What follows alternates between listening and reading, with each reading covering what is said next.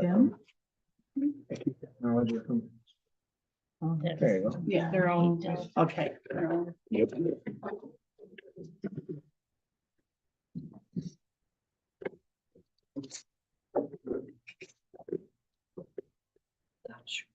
It's got the same hair.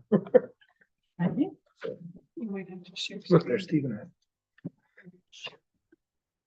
Last time Well, we but did I'm that, the we same hair had as you, right? issues. She's like, that's huge. I look like I lost weight. Good for you. Don't even need the goatee anymore. Yeah.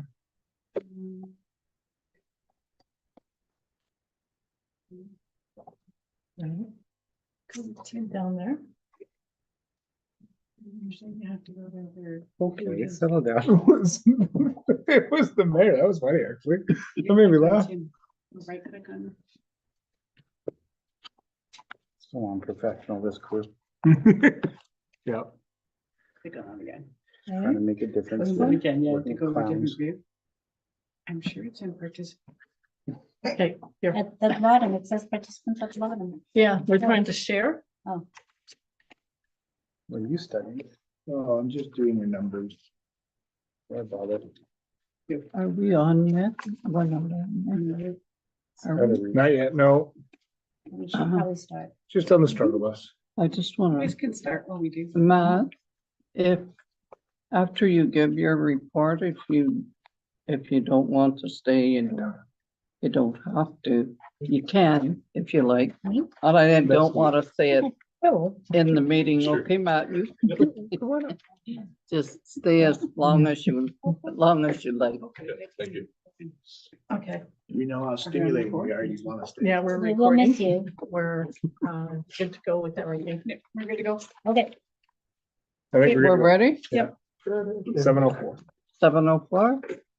Good evening. I'd like to call our meeting to order. This very warm August evening. Do we have a motion? Yes. Mover in a second.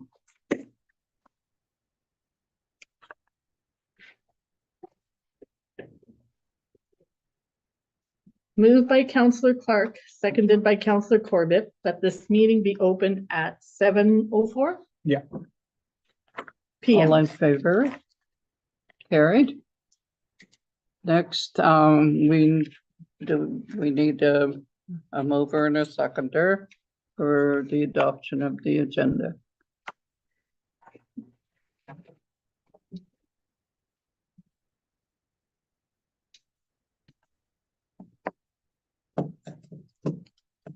Moved by Counselor Featherstone, seconded by Counselor McInnes, that the agenda presented to council and dated the 12th day of August, 2025 be adopted as prepared. All in favor? Carried.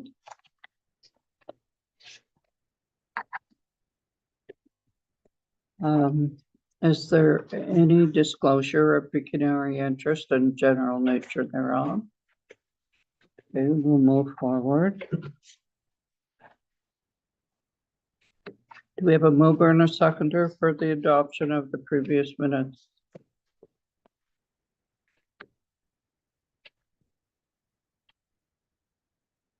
Moved by Counselor Corbett, seconded by Counselor Clark, that the minutes of the regular council meeting of July 15th, 2025 be adopted as circulated. All in favor?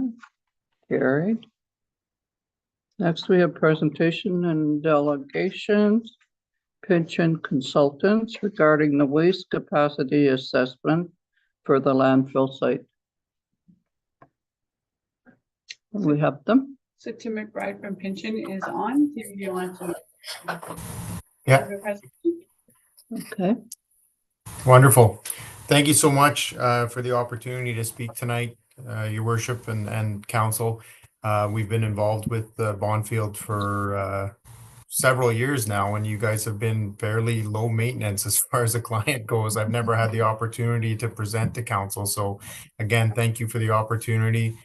I'll get through this as quick as we can. If at any point there's any questions, feel free to jump in, or if you want to hold your questions to the end, I'm okay with that format as well. So, yeah. So tonight I just wanted to go through the findings of the waste capacity assessment that we've completed on your behalf.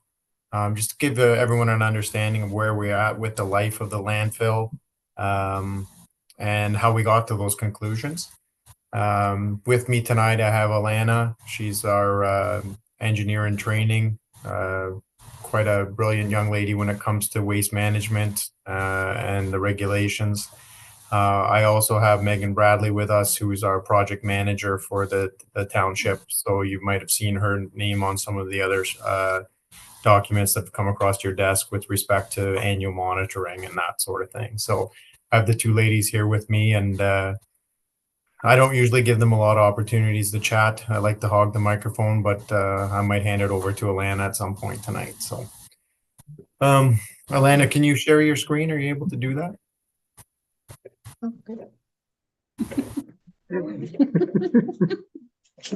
Awesome. So yeah, I won't be presenting anything here that's not new. Alana, can you go into presentation mode though?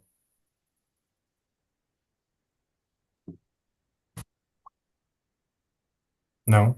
Oh, there you go. Thanks. Yeah, I won't be presenting anything new here. I just I put together 8 or 9 slides with the team so that we could have a nice, concise discussion about the findings. Everything that's here is presented in the report. So, yeah, there shouldn't be any surprises at all. So, Alana, if you can just drive, we'll just continue on. So yeah, so a little bit quickly about myself. I'm Tim McBride. I'm the director of Northern Ontario. I'm also the director nationally for pensions practices with respect to landfills and waste management and hydrogeology. So those are my backgrounds. I've been with pensions since 2017. However, I've been doing this for over 28 years now. So. And like I said, I have Alana and Megan with me as well, but I'll do the majority of the speaking. Alana, let's proceed. So tonight we're just going to talk about the waste capacity assessment. We'll talk about the topographic survey, the waste areas, the waste volumes, how those were derived, and then from that, the remaining capacity of the landfill and how that translates into years of serviceable life. After that, we'll just briefly go through the 2024 water quality summary, just to close that off as well. Okay, so we'll jump right into the waste capacity assessment. So the license for the landfill is approved for a 12-hectare landfill area. The license is a one-page license. Like, there's not a lot of data on it. So it doesn't really have a lot of different conditions that are right on the paperwork. However, when you start to look at the landfill regulations, even though you have a 12-hectare footprint that you're allowed to work with, you have to start to cut into that. You have setbacks that you're allowed from the roadways, from municipal roadways. You have setbacks from surface water features. You have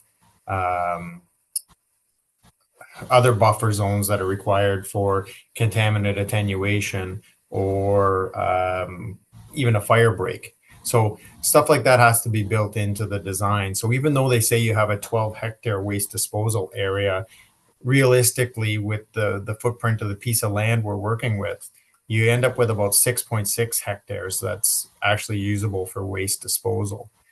Based on the current survey, we're at about 3.5 hectares right now. One of the nice things about the license is there is no volumetric constraint. Some municipalities have a footprint, or you're allowed to use 12 hectares, but you can only put in 100,000 cubes. And that doesn't translate very well when you start to look at some of the design criteria. So the ministry has regulations of how you're allowed to build a landfill site. So your side slopes are allowed to come up at 4-to-1, and then your crown has to be at 20-to-1. So once we realize what is your allowable or workable footprint. Then Alana and her team comes in and they generate this 3D surface of, okay, well, if we went 4 to 1 side slopes, like what would that turtle shell look like and how much garbage could we put in there, right? So that's really our only constraint that we have to work with is the MECP standards. We don't have, you know, some number that they just imposed upon us. So we're in a good position there. So in 2023, we've had a drone survey completed on the landfill.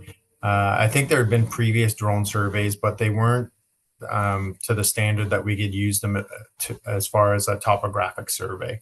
So in October, we usually do them in the fall or we do them in the early spring because it's really nice to get these surveys done when there's not a lot of leaf cover. So we flew the entire site plus a little bit extra, as you can see from the imagery there. And we do that all by drone, so it's an unmanned vehicle. From that, we generate a digital terrain model. So even if there was a tree that had some leaves left on it. So the interesting thing about drone surveys is every single pixel in that imagery is equivalent to a man standing with a survey rod, right? So there's millions of pixels on this picture. So as you can imagine, if there was a tree standing in the middle, your photograph would capture that tree and it would be equivalent of taking survey shots on a tree and a leaf. So a digital terrain model strips out those imageries. You know, so we would strip out any random poles or any random trees, and you get what we call the digital terrain model, which is your bare earth model. And then from that, we generate your topographic contours of what your landfill shape actually looks like. So our horizontal accuracy is about 3 centimeters and our vertical accuracy is about 5 centimeters. So we're pretty confident in where we're at and what height we're at with the landfill, so we can move forward with the calculations of waste volumes. So yeah, so using that survey, we did the waste volume estimate. It's pretty apparent when you look at those contours because this landfill is, you know, an area fill method, they call it.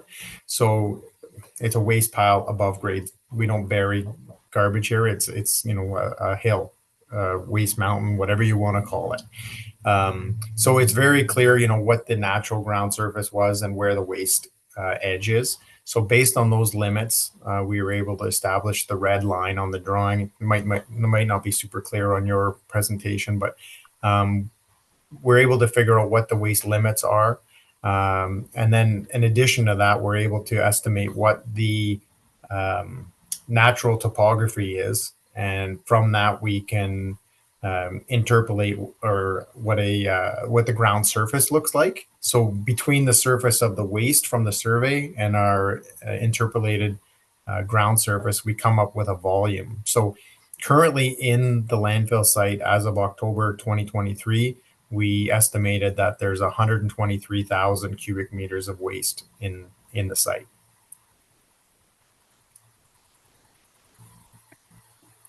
So given the lack of scales and some of the other information that, you know, would help us with how much waste do we actually bring in, what we did was we went back and looked at when did the landfill open and just did a real rough estimate, you know, of and understanding, like, obviously the community has changed in size and probably there's been, you know, inputs to the landfill that have come and gone.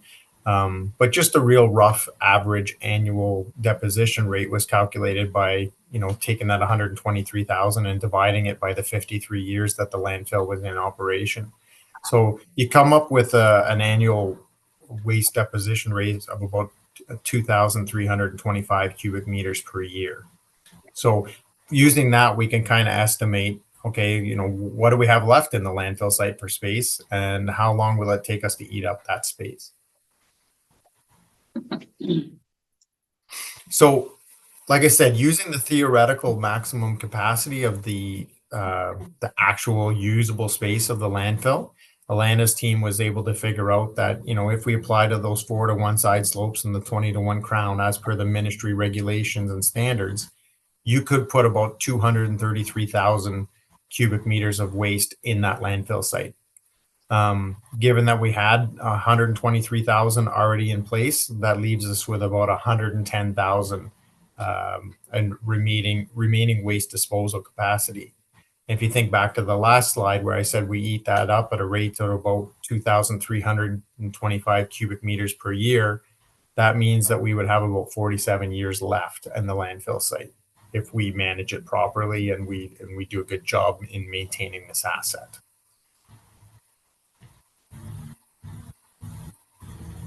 So a couple of things that could help us tighten up this study is, you know, waste deposition rates, the way that we calculated it, you know, we averaged it over, you know, 53 years.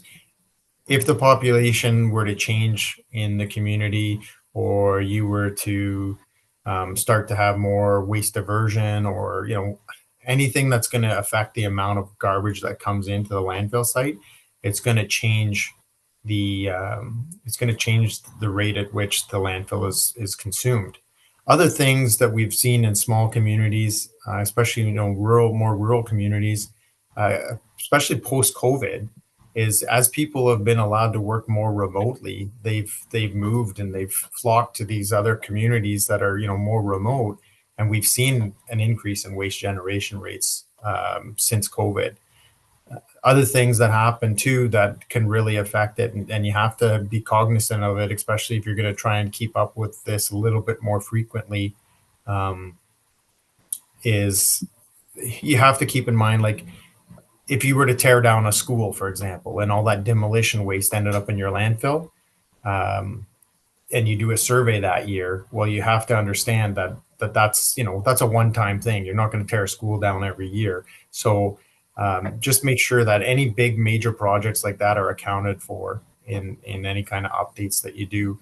And the reason I say that you should do updates is this waste capacity assessment, and I think this is probably part of the reason that staff had asked us to carry this out, it really feeds into your asset retirement obligations.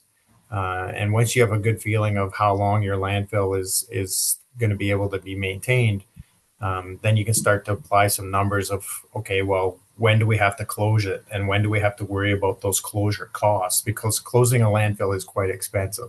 So now that you know that that's, you know, off in the future, doesn't mean we can just forget about it, but we should start to, you know, set aside the monies, at least have it on the books so that the asset retirement obligations for the landfill are accounted for.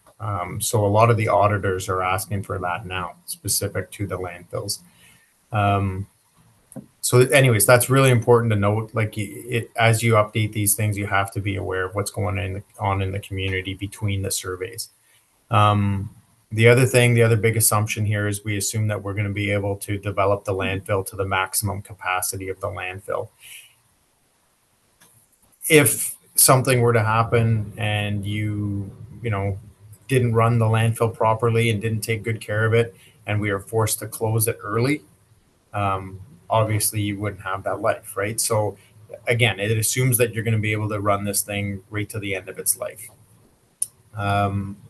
Other things that we would recommend and that we suggest you probably should do a little bit more frequently is have, I don't think a community your size, I don't think you need to do annual surveys or anything like that. But I think if you had a regularly scheduled survey, topographic survey, so that you could see where your waste is, make sure you're not expanding yourselves outside of your footprint, but on top of that, get a good understanding of, you know, what is your average annual waste deposition rate, so you can subtract one survey from the next, and figure out, like, how much do you actually use in the amount of time that goes on between those two surveys. And then the other thing that was a little bit of a limiting factor on this particular study is some of the limitations that we have on the property lines and that sort of stuff. So I think the next slide, Alana, is that the one where we show the official plan. So right now in the little pop-out that Alana has there, it shows the landfill and it shows which piece of property is designated as the landfill. I understand that you guys also own the property to the north, but it's unclear to us, where that 12-hectare limit is. So that might be something that we need to do, or the township needs to do, is do a little bit of homework into that and just make sure, like, is that 12-hectare limit allowed to extend into the parcel to the north, which I understand is kind of used for aggregate extraction and that sort of thing. If it is, then maybe there is opportunities for us to have the full 12-hectare landfill footprint. And then again, your life would just expand even further. So that would be even better. As it is now, we assume that the property line at the north edge, between the hatched, aggregate resource area and the clear white property that Alana put the little bullet on, we assume that that's the limit of the landfill with a bit of a buffer zone. Alana, is that accurate? You're comfortable with that?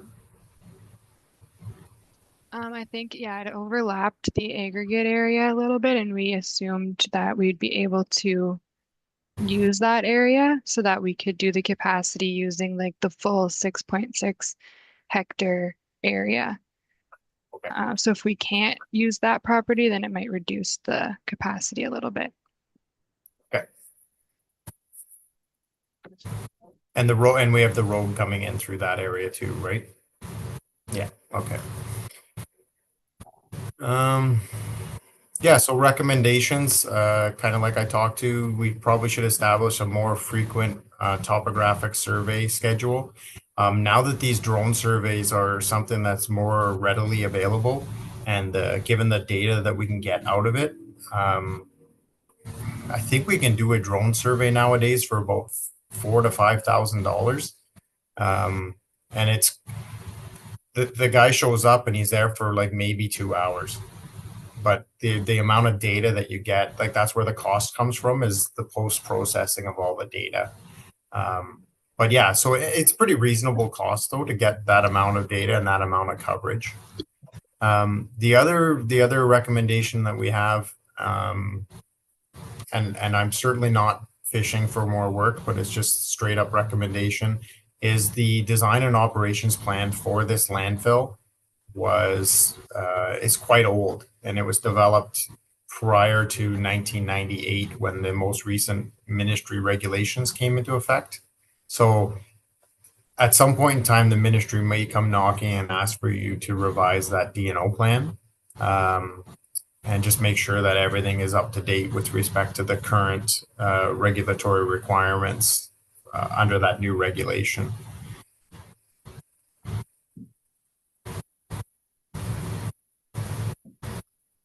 All right, Alana, I'll let you go with this if you're okay with it. Yeah, if we have time to go over quickly the 2024 water quality results, I can do that. Here. So the water quality monitoring network at the landfill site currently consists of 9 groundwater monitoring wells. So it's probably hard to see in this image to the right here, but they're kind of all along the southern boundary and to the southwest corner. And then we have 3 surface water locations along the creek that flows along the south of the site. And we have 2 potable well locations at the residential wells located on the Grand Desert Road, I think it's called. Based on the 2024 water quality results, we didn't identify any significant landfill related impacts at the site.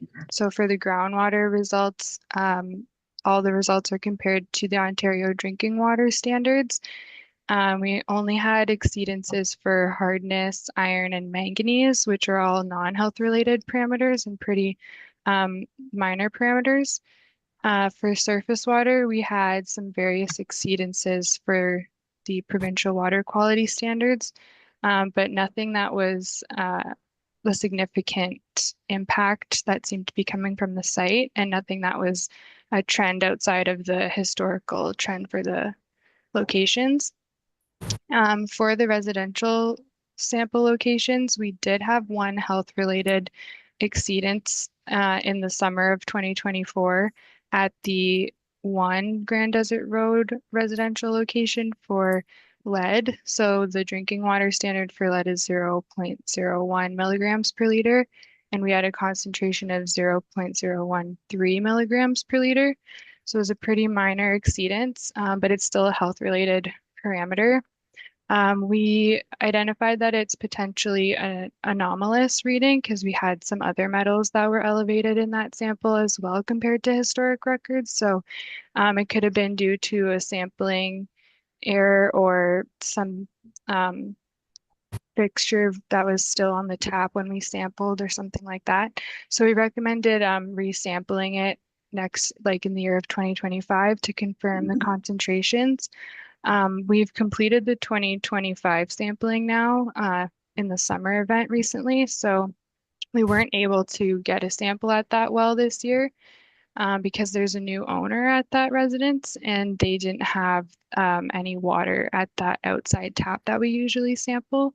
So we'll be putting it in our next recommendations for the next summer sampling event. But just to let you guys know, it would probably be recommended for the township to reach out to that residence and ensure that we can get a representative sample there next summer just to confirm that lead concentration.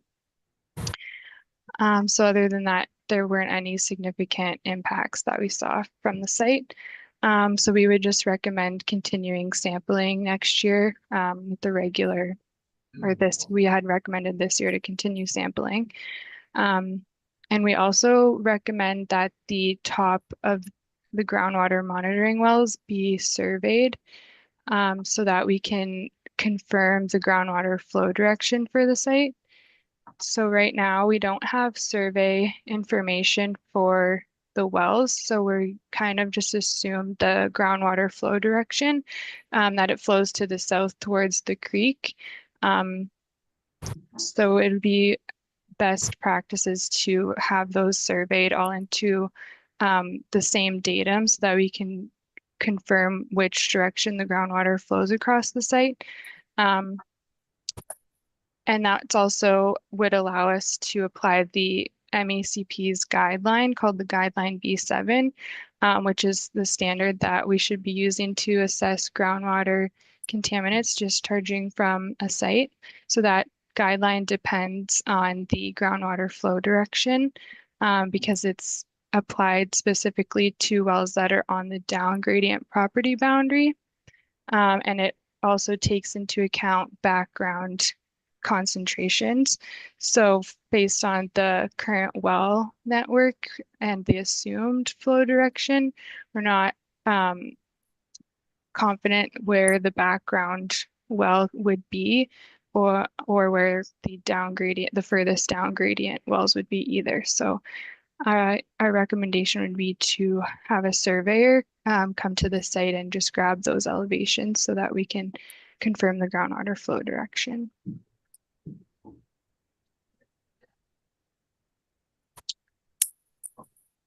Excellent. Thank you, Lana. So yeah, at this time we can take any questions if there's anything that council has that or staff have to ask. Okay, any question, Jason? The only question I have is, and maybe it's generally for staff as well, is short time ago we purchased a compactor to try and ensure that to extend the life of the landfill. So I think that was post October 2023. So would be good, I guess, in your professional opinion, to try and get a survey at some point sooner rather than later, because that might further extend the life of our landfill if we see that we're actually compacting it more than has ever been compacted in the municipality before. Yeah.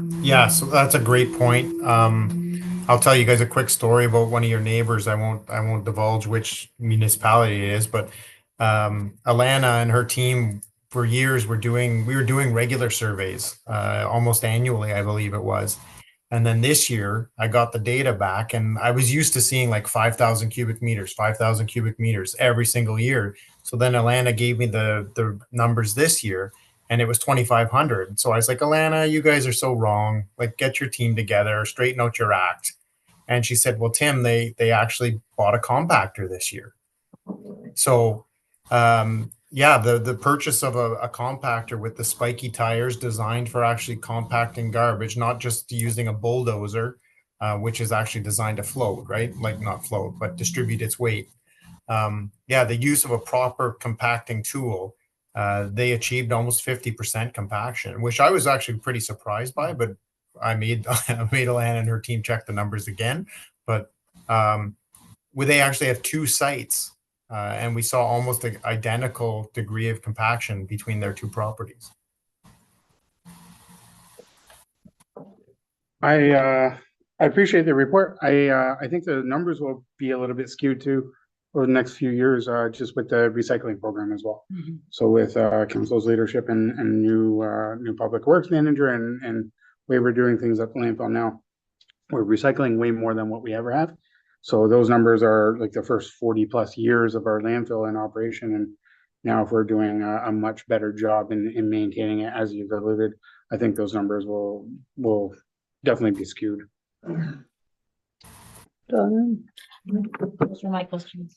Yeah, Tim, do you think doing a yearly survey for the first, 5 years till we can get a pattern of how much, waste is going into the landfill? So we can kind of figure an average of what's coming in, not over the past 50 years. Yeah, I would think that'd be, if you guys could swallow that expense, I think that'd be very, very valuable. And it's all an investment in the asset, right? So especially when you start to get into the asset retirement obligation component of it, like once you see those numbers start to come through for closure and your auditors and that sort of thing, like I personally believe that the investment of a annual survey is well worth the money. Yeah, it'd definitely be nice to see what our actual numbers are. I mean, I'm sure it's pretty high through COVID like everywhere else, but I'd like to see if we're really putting 2,300 cubic meters in a year, or is it more or less? Yeah. And I think just from the expense standpoint, taking and having to retire an asset or save the money to retire an asset in 47 years versus saving the money to retire an asset in hopefully 60 plus years pays for itself. Right. So getting quality data up front for the first few years, I think then, back it down, obviously, because we've put in the steps to compact, to recycle more. I think it'll actually save taxpayers in the long run for sure. Okay. Yeah. And now that we've done this work and we've established the surface, like once we bring in the new survey, we just compare surface to surface, right? What's the difference between the 2 years or whatever the interval is of your survey. So yeah, I would recommend you probably do one this year, if not next year, given that the last one was 2023, and then we could always use 2023 as our baseline now instead of having to go all the way back to 1970 when the site opened. So yeah, I think as we close that window a little bit, we're going to end up with a lot more accurate data. I mean, should we run on a 5-year average and kind of see? I mean, to me, we should run on a 5-year average and see where we're at. Yeah, so for sites that we have where we do an annual survey, that's what Alana's team does. Is like we don't do it year by year because, like I said, if you demolish a school or there's some kind of major project that goes on, you see way too much fluctuation in your rate, right? So that's what Alana's team does is they do a geometric mean over the 5-year window, and then that's what we apply. And as you continue to collect survey data, you just move that window and continue to work on the numbers. So that's the way to do it for sure. Will we get economy of scale for multi-year bookings? Or? Is Megan still on the call here? Yeah. Good enough? Yeah. I'm trying to remember I can't remember, to be honest, if we do a year by year contract with your outfit or if we have a multi-year. It's multi-year. Honestly, I'm trying to remember off the top of my head if it's 2 or 3, but it's absolutely multi-year. I think Yeah, it's so- 2. I think it's 2 if I'm being honest, but I'd have to double check that. Yeah, so we do multi-year for the monitoring water quality contract. So if we were to rope in the survey, and yeah, I'm sure that we do a lot of municipal landfill surveys, and we have a preferred provider that we work with. So I'm sure if we were to ask them to commit to a multi-year deal and have an economy of scale, that is something that they'd be willing to do. This is it's regular work for them. You know, it's something that's, you know, low hanging fruit for them. Like they can schedule it, you know, in pretty large windows, like just sometime in the spring, sometime in the fall type of thing. So yeah, I'm sure that Megan, with her buying power, with all the surveys that she does, she could reach out to them and probably get you guys a good deal if you wanted to add it to the program. Thank you. Thanks, Megan. No problem. I just wanted to add a couple of comments. As you are aware, I've been part of the monitoring quite a few years back, and I always maintain our biggest asset in our community is our landfill site. And when I first started going through the report, I did have concerns where part of the assessment indicated that, or I felt it indicated that if we could have less garbage in the landfill site, because my concern is we're hoping for development and more homes. And so we would also have to be sure that we provide for that in our assessments and our monitoring for the next few years, because again, I say the landfill site is our biggest asset.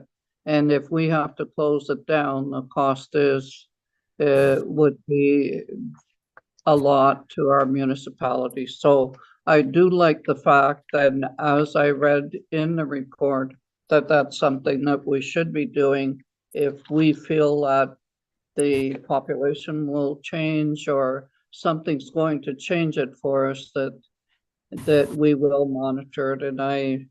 And I'm assured that our staff will do that. And thank you for the report. I think it's giving us a lot of knowledge and to really see what's going on in our landfill site. And I thank you for that. Oh, thank you very much. I appreciate that feedback. Any more questions? Everybody's good? Okay, thank you very much for the report. All right, wonderful. So yeah, I'll get Megan, if you could work on that survey cost. Just see what it is, and if we can bolt that on to the existing monitoring contract, like what would that cost? That way, don't set it up as a separate project because there's just too much administration costs as a separate project. See if you can bolt it onto yours, and we'll just feed that over to the staff, and they can, you know, share that for food for thought with council at a later date. Okay, thank you. Okay. All right, we'll get that together though, so that if that's something you want to proceed with by this fall, by October, like we'll get it in your hands as soon as possible so you can make a decision. Okay, everybody's good with Yep. that? Yeah, Okay, thanks. thank you. All right, thank you very much. Have a nice evening. You too. Good night. Okay, thank you. Next we have the question period. There were no questions submitted. Next we have staff reports. Report from the CAO and recovery costs of an oil spill. Yes, so you have the report, but to summarize it, in the spring of 2024, there was an oil leak, a furnace leak that went into our ditch, into the municipal drain, and then it was heading toward the water. So Public Works responded very quickly. Our chief building official responded very quickly, and we had some engineering firms come in to help with that cleanup and determine where the spill, the oil had come from. It did come from our private residence, but because it was waiting until like we had to clean it up, it was necessary. It was end of the day when it was discovered. So we called in Badger. They came, they cleaned the ditches. We put in the absorption pads that needed to be in the ditches to make sure we caught everything. And then we sent the homeowner the invoice for the cost of our staff and the cost that we actually incurred for the cleanup. They go through the insurance for their house, but the invoice has not been acknowledged to date. In the report, you'll see the different dates that we've tried to reach out, where we've been, please contact us, which has not happened to date. So under the Municipal Act, we are allowed to put any outstanding invoices for work that we've done for an individual property onto their tax bill. So in this case, the bill is approximately $27,000. And it's not, we have not charged interest to date, but when it goes onto the tax roll, then it will have the interest. So yeah, we've tried to reach out. We don't know if the insurance claim is still open. We've talked to the engineering firm that was working with him to clean up in his house himself. So we really have no feedback from him, but we do have this outstanding invoice that the township shouldn't be responsible to pay. So our request today is to put that outstanding invoice onto the taxes. Do I have any questions? Was there communication with the homeowner prior to a bill being discussed, or like, was there any conversations back and forth? So yeah, we contacted the property owner to say that he had the leak in his furnace, well, in his property, right? So then the leak came in. And then he knew that we were working on this, that would be invoiced back to him. And then again, we talked with the engineer firm that was doing the cleanup, or the environmental firm that was doing the cleanup, and he also told me.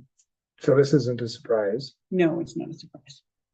And there was insurance, the house was insured, as far as we know. As far as we know. To our knowledge, it's insured. Yes. Yeah, I mean, I'm guessing that the engineering firm must have, they must be working through an insurance company. So, yeah, I know As far as we know. the engineering company reached out to the actual homeowner because I believe they're the tenant in at the time.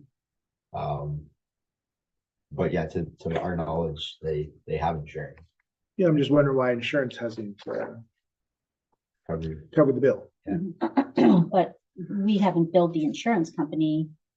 Because we have no access to that, right? Correct. We have our course of action is to the property owner, And who have then we- submits it into the Right. insurance. So have we had a verbal with is it a verbal, there's written communication? Yes, we've not had any feedback from him. So, There's been no communication or contact. so we've sent letters, we've sent emails, whatever, and Yep. there's been nothing back. Nothing back. Okay. Okay. And do you want the motions now before the reports? Yeah, I have a motion ready. okay. Okay. Could I have a mover and a seconder, please?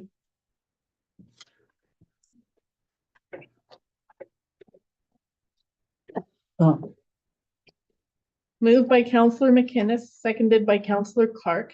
Whereas under section 446 of the Municipal Act, the municipality is authorized to recover the cost of cleaning the fuel spill from a private property. And whereas the property owner has been invoiced and no payment has been made, now therefore Council for the Township of Bonfield hereby authorizes the treasurer to add the outstanding cost to tax roll number 4826-000-004-048800. I just Yeah. One quick question. So it's always unfortunate when we get to this stage.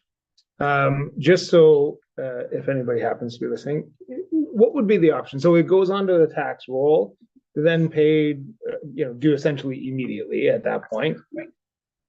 If let's say this property owner doesn't have insurance and therefore not really communicating with us, if they had communicated back, I'm sure we would have put in some level of worked with them in some way to say what a repayment plan might look like, or right. So unfortunately, that option isn't available to the homeowner because they haven't allowed us to present it. No, or we've work with not been them. given that opportunity. Right. Yeah, it's unfortunate. So can I ask this? Does the homeowner have insurance? Have you confirmed that with them? Yes or no? From conversations that we have had, we do, to the best of our knowledge, there is insurance. So, sorry, Nikki. Yeah, go ahead. The company that was doing like the environmental restoration, they only do, they would only do the job if insurance was going to cover it. So I know the homeowner had to get the environmental engineer to do some of the remediation work because we took care of all the outside remediation work, right? The township essentially did. But yeah, to our knowledge, they have insurance. So. It's unfortunate.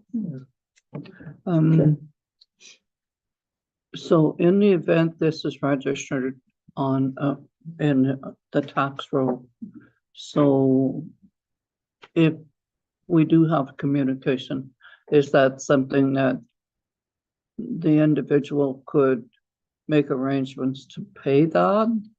Or how do you expect payment? Not right away, not all lump So it'll sum. be due, because it'll go on his taxes, so it will be due. But yes, we would certainly have conversations about the payments. Within a reasonable timeframe. Okay, It just becomes, it closes our options or restricts our options from working with them over a longer period of time to now it's sitting as an arrears, a tax arrears With on our interest. books. So it's, Yeah. it really from a. But it municipal also, standpoint. but it's also not fair to the residents to have to pay this bill either. I mean, And so just as far as timeline goes, so here it's May of 2024 was the initial. And then when was the first communication maybe with the homeowner? So. Oh, it's just- immediate. Oh, it was immediate. It was immediate. Okay, so yes. they, So myself and the CBO were present at the residence. The homeowner let us inside.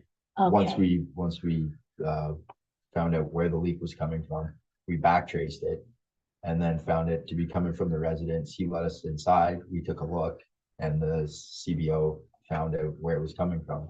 okay. So, So there's been conversation, so I guess that's what I mean. So there has actually literally been conversation with the homeowner. Yes. They know, so as opposed to us just never getting a response or anything, they've kind of been with us through every step.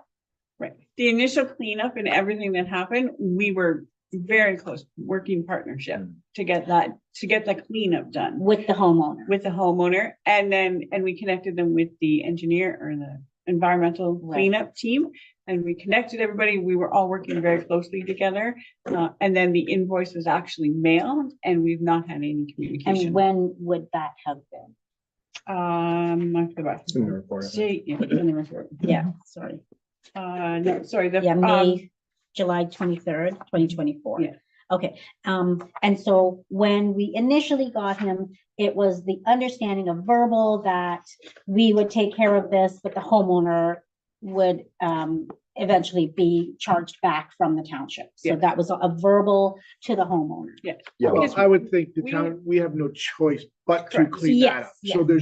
there's Yeah. no having a conversation about the water, that oil's heading to the lake, we're Yes, stopping it. Yeah, but that, Yes. yeah, and that was good. I just want to make sure that the homeowner is aware that we have to clean this up. And unfortunately, we have to charge back for it. So that was a verbal to the homeowner, the charge back. Yes. And then followed up July 2023, December 2024, May 2025. Mhm. And also that failure to pay would result in the charges being added to the property tax file. So all of this has been well communicated. It's not a Yeah. surprise. It's not a surprise. Yeah. Right. It's not- Have we paid dollars out to contractors? We have paid the Yeah. full amount. Yes. The only thing that we're just asking for the value, the cost that we have incurred, that is all that we have invoiced him for. Yeah, we're not making money off of it. Oh, gosh, no. No. No.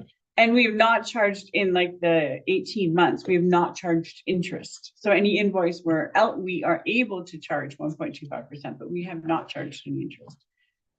So we've notified them and we have said unless we have heard from you within so many days, we're adding it to the tax roll Yes, and it has not made a difference. correct. It's odd. Yeah. Yeah. I'm gonna request a quarter vote here, worship. Okay. Before we do that, Sure. do you want to just defer it for further discussion? Or do you want it cut and dried? Well, I don't know. I mean, if there's other topics that we need to discuss, I'm always happy to defer. If you have specific things that you feel need to be discussed further, I'm not sure what they are at this point, but Could we give them one last chance and set a deadline, maybe? And say, you know, I don't know. No, I mean, I think we've covered. I mean, know, I believe I we've done know. it. We've done it. I Nick, know. I mean, I we've know. gone over and above. I I say vote. like it's unfortunate. Like nobody, as you can tell, this makes all of council very yes, uncomfortable, sure. which is why I Not- want to yeah, report it both, this because I is think it's not how we gonna be wanna do important business, that, yeah. that people understand we're not happy to have to do this. No, But unfortunately, I don't know what avenues or roads we have left to us. I And they think- just refuse to respond. I think staff has covered all the options. Yeah, So why did we not change that motion? And say if we have not, if the taxpayer has not made contact with us by the next council meeting, then add it to the tax roll. yeah, That gives them.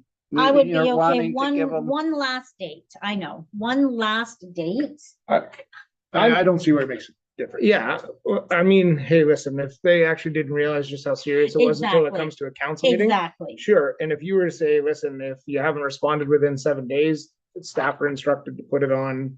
If they hasn't reached out to you within 5 business days or 7 business days to staff, to the CIO specifically, Yes. actually.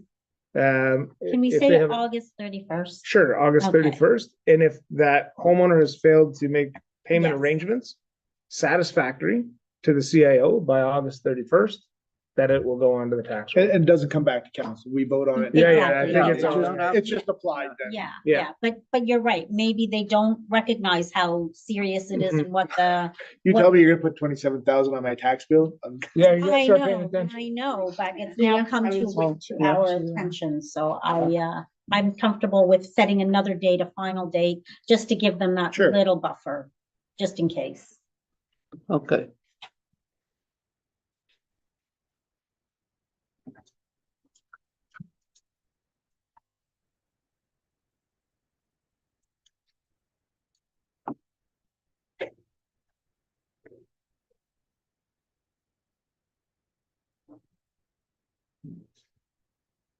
And just out of curiosity, while you're rewriting a motion, what, I'm so sorry. maybe that's what I'm calling. Maybe it was Um, long distance. Yeah, what? Like, I mean, we probably good to have a conversation at this table for the CIO to have a general idea as to what this council would think would be an appropriate. So if this person reaches out tomorrow and says, okay, listen, hey, listen, I need to figure out how to pay this. I'd like a payment plan. Like, do we think 5 years, like $5,000 a year? It's $27,000. Like, is it $5,000 a year reasonable? Is it $10,000 a year that we would expect payment on? Like, Yeah, I wouldn't let it go 5 years. yeah, I don't, like, Well, what's- that's why I want this conversation, because I mean, the CAO is gonna get this call and be like, Do we not have some kind of chart or something when someone is in arrears, tax arrears? Correct. So typically when you're in a tax arrears, which is why we try to avoid putting these Mhm. type of invoices on taxes. This isn't something that staff do lightly as well. But we have tried for over a year and we have given warnings. So typically when you're in the tax arrears, he would have 2 years to pay. And then we would enter into the tax sale registration. And then he would have 1 additional year. So he would have a maximum of 3 years. Okay. So that's the hard, like, well, then we might as well just pass it tonight and not give him another chance, unless the whole point is he's gonna reach out, and before we put it on the taxes, it gives an opportunity to spread it out a little further. I say Whether it registered, goes from 3 years to 5 years. But I mean, if it's gonna be 3 years, if he calls and say, yeah, we'll give you 3 years to pay, well, then there's no different than putting on his taxes and then go through that process. I mean, if you're gonna do it, I would say registered mail, you got 7 business days to get this rectified. Right, and then, I mean, but it's been again, over a year. yeah, it's been over a year, but But- is it but acceptable let's- 3 years or is it acceptable for 5 to pay? Well, I don't think we should determine that, or we shouldn't attempt to Well- determine that. What we're doing is the motion, and it will be up to the CAO. And there are rules already for when you don't pay your taxes, so So, I think that if we read the motion and see what's there, and see if we can all yeah, handle that. And then if there's no response within the number of days that you said, then you just go ahead and Put it file on it the on the tax roll. And then it just goes, if it's not paid in 3 years, it's tax. Well, it's a whatever, tax. yeah, whatever the We're rules. going to follow that. Yeah, but we don't know. Maybe he will reach out and say the insurance company has said that they're giving, right? Like, we don't know. Maybe he Yeah. can pay the 27,000 before Sure. the end of the month. Right? So, yeah, I guess, yeah, sorry. right? So again, But I there's, think if we're not gonna follow the rule for tax sale, I mean, the CAO needs a clear yes, line of what we're doing. correct. After the 31st, It it's doesn't, going on to the tax. Right, so if as it's before the arrears, and 31st, then- what's what's, the idea if it's before the 31st? Then what? Again, I think that maybe they don't know that it's been, that it's now come to a discussion at council and that it's serious. No, But okay, Nikki but still fast needs to forward, know. fast forward, now he knows that it's Yes. serious. He calls tomorrow, he has a conversation with Nikki to say, listen, I don't want it to go on my taxes, what are my options? Right. What do we say back? If it's 3 years, what's the difference than No, no, tonight no. putting it on the tax roll? So what we say is, so he has options now. He may go take a bank loan and pay the whole thing off, and now it's not on but his what's taxes, his right? option? But what's the difference the between that difference and it is- goes on his taxes? Is interest, right? Yeah, or, Oh, sure, but if we put it on the taxes today and he goes to the bank in your option and he goes and he gets a loan and pays it off, it's not really gonna pay interest on that, like it's gonna be paid. So the whole thing is you put it on the taxes, he has 3 years before it really is putting in his property at jeopardy of losing his property. So if he calls in tomorrow and it's 3 years anyways, but then he's separating it from the taxes. Is there a difference? I don't see the But- difference. I think that's up to the CAO to determine the payment, right? Wouldn't you normally do that if someone was in arrears, tax arrears? We Yes. don't know what the payments are. You help people, well, okay, they're behind on their taxes, they don't want to lose their property. You would directly deal with them and say, well, what can you pay? And you have to have it paid by such and such a time. I would expect that you would do the same thing with this. And I think what we have to do is, are we passing it tonight? Or do we have a motion that gave us an additional 7 days or whatever it is? And that's fair. That is what we would do. So if somebody did come in, we might go beyond those 3 years. If somebody does come in and says, I am in arrears, but I want to pay. The last thing that we want to do is take a property to tax sale. That's We right. do not want to do But that. how So if long- somebody has the feasibility to do it, we would go up to 5 years. But Okay. there's variables with every person and some are, single family dwellings, some have 2 incomes. So there's a different scenario with every homeowner. So the maximum is you'll let it go is to 5 years to pay it back. I think it's a very reasonable. time accumulating period. interest though. Yes, yes, once it goes on to taxes. It's practically a car payment. Sure, Yeah. I get it. I mean, but, again. So are it's we not- just looking for, do it now or give them the few days, right? Or give them the days? Yeah, and I Okay. don't, I'm sorry.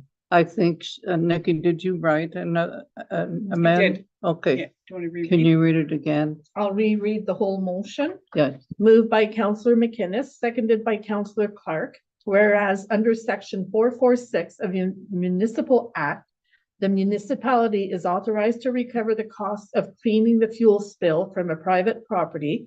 And whereas the property owner has been invoiced and no payment has been made, now therefore council for the Township of Bonfield hereby authorizes the treasurer to add the outstanding cost to tax roll number 4826-000-4 should the property owner not arrange satisfaction payment by August 31st, 2025.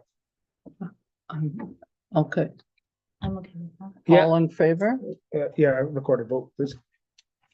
And I would just say I'm in favor with it. What I was trying to avoid is we get wind and this person's been granted 5 years and now the CAO is taking blowback by council who thought that that was too long. That's not fair to the CAO, No, No, right? So, Yeah. I appreciate that. yes, yeah, Okay, Okay, Counselor Clark, yes, Counselor Corbett, yes. Counselor Featherstone, Yes. Counselor McInnes. yes. Mayor Paquette. Motion is carried. okay. Thank you.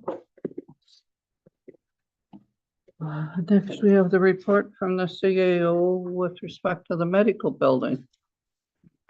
So the medical center committee met, and of course, the doctors are on that committee as well. So you have the report, but they were on holidays and there was an opportunity to have the center soundproofed. It was thin walls between doctors' offices and there were concerns about privacy and people overhearing. So the soundproofing was approved to go ahead. It is actually complete right now. It was not in the budget per se of soundproofing. They had a capital budget of 15,000, but that was for curtains and cabinets and other minor things. So the committee just did decide to move ahead with the soundproofing at $17,049. So my request is to put that to take it from the reserve allocation that we had for the 2025 budget for the medical center. We had 52,000 that was going into the reserve for the medical center. This money can come out of that, but in order to do an adjustment to a budget, I need a resolution from council. Any question? Yeah, just like, this is kind of the cost of, we are so fortunate in Bonfield to have not only been approved for 2 doctors, but to actually recruit 2 doctors to serve our community. It's a problem that we've never had before because we had 1 doctor. So now we have 2. So we've got to take confidentiality into consideration. I think it's a reasonable expense, so. And when were they going to do it? It was done Monday. Okay, It was so completed. I figured it was close to doing it. And I have had feedback that it's like there's zero okay. interference now. Thanks. Do we have a motion? A mover and a second.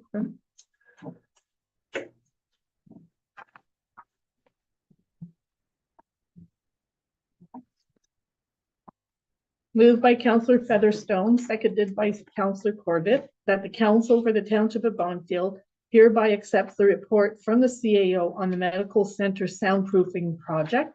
And further, that it is agreed the cost of the project, $17,049 plus taxes, be recovered from the 2025 budgeted reserve fund allocation. All in favor? Carried. Okay, next we have another report from the CAO. Municipal Office Holding Tank.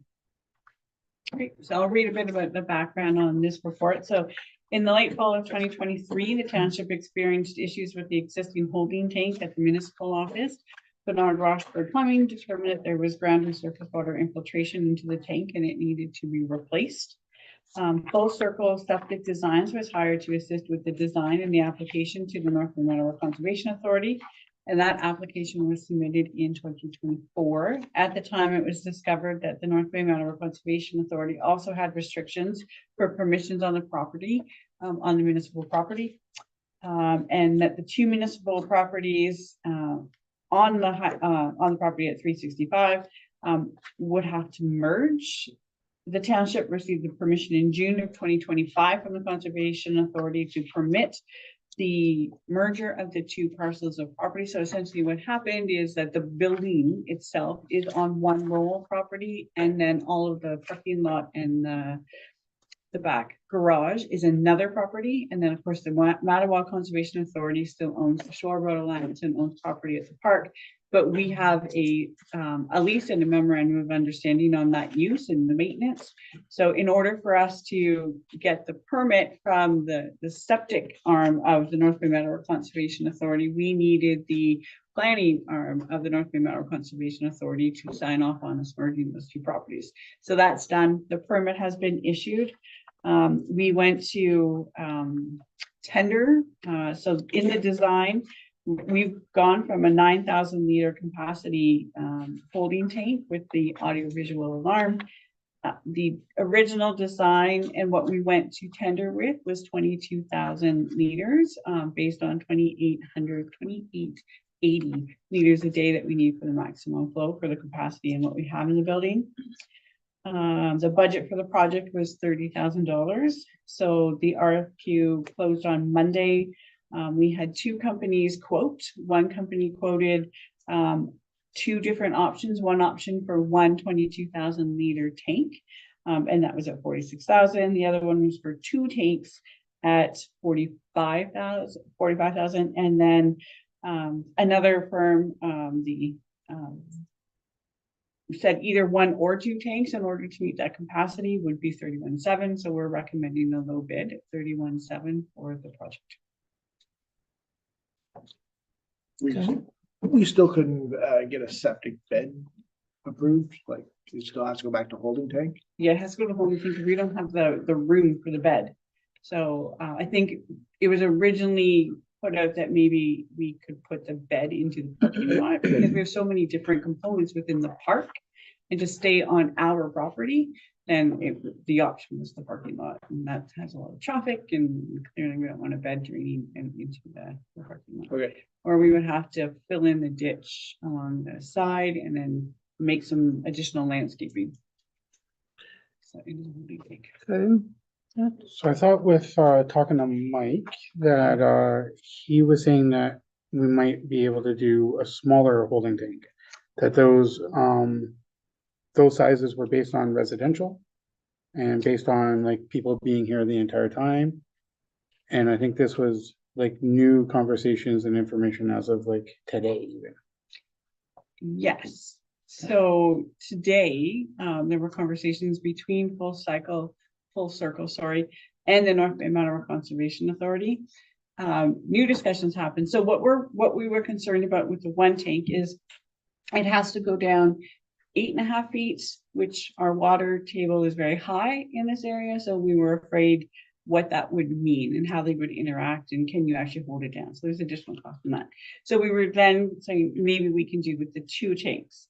So our chief building official did speak with the North Bay Manitoba Conservation Authority, and then we did have conversations. They had conversations with the Full Circle design team, and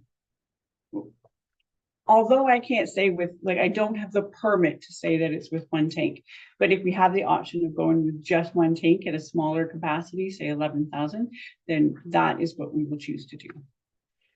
Yeah.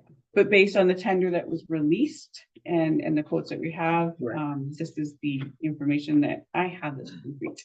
I mean, a bigger tank means less pump outs. Sure. Exactly. So, I mean. Like we went from doing a pump out with 9,000 every 3 to 4 months Mhm. to once we got the infiltration every month. Right. So even at 9,000, we're 3 times higher. So it's 3 times, so commercial has a different rating than residential, which is what Stevie was mentioning to you. So, but even at the 9,000, we are 3 times the daily capacity that we need to be. So that would be acceptable. I think even a smaller tank, you're still going down close to the 8 feet, so you might as well just jam the big one in. I think that they've said that we can go down like 4.5 with the one tank. So it can be custom built. Oh, perfect. Yes. It'll just take up a bigger square instead of going down so deep. Yeah, it'll be much longer. Yep. Yeah. So there is work on process on this. It's just based on what the tender was that was sent out. So we're negotiating with the low bid. Perfect. Thank you. Do we have a motion? Yes. To that? A mover and a seconder, please.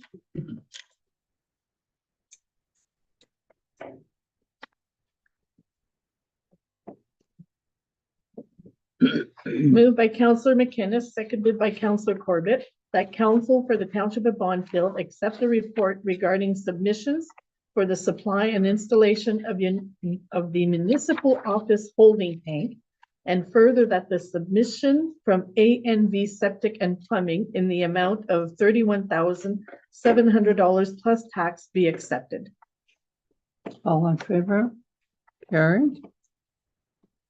Next, we have the report from our Public Works Manager on tender submissions. First, we start out with the winter sand. Thank you. So we released an RFQ for winter sand at the Public Works shop. The successful bidder will support municipal operations and maintaining safe road conditions throughout the winter months.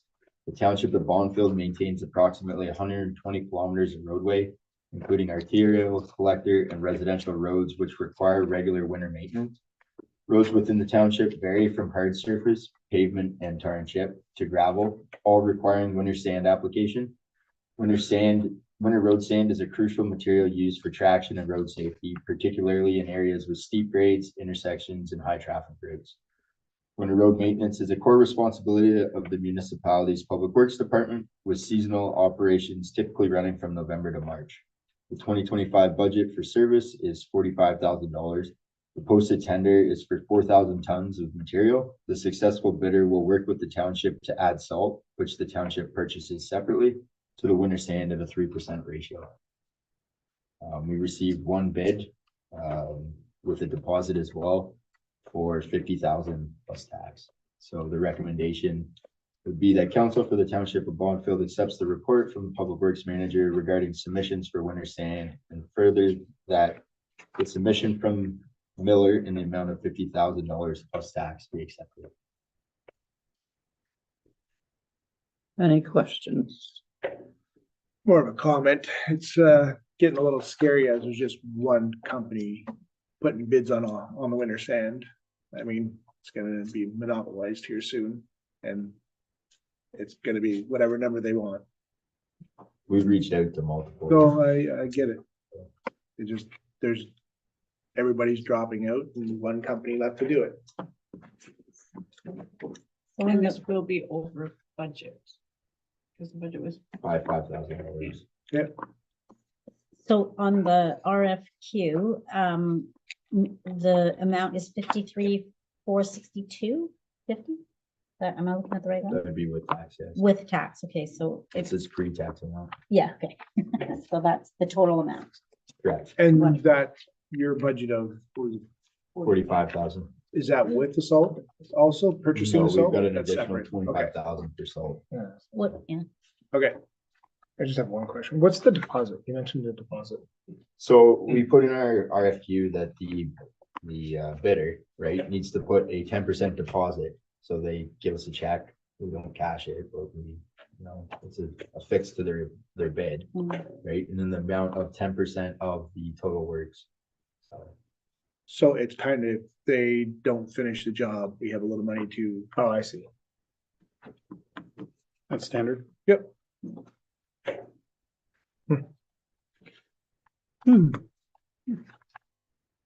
There's. I don't know what options we You have. have no but- options for the report, yeah. No, let's go Well, with you. if you look at getting less than, we can't do that. And we have one No. bidder, Yeah, no, so we're pretty much, we have to have winter sand. There's no Yes. two ways. We're closing out So the it roads. doesn't look like, you're gonna have to cut back on something else in public. works. Yeah. And 120 kilometers of road, that's effectively going from North Bay to Sudbury. Is the amount of roads. Yeah. yeah, no, I mean, yeah, it's just, we ran into the same situation. It's just getting a little scary that. Yeah. Do you, in your municipality, the same thing? Same thing, same company. I think because everybody is so busy, that's probably it. Yeah, I don't know what it is, but Well, do you have a motion? I sure do. I need a mover and a seconder. Yeah.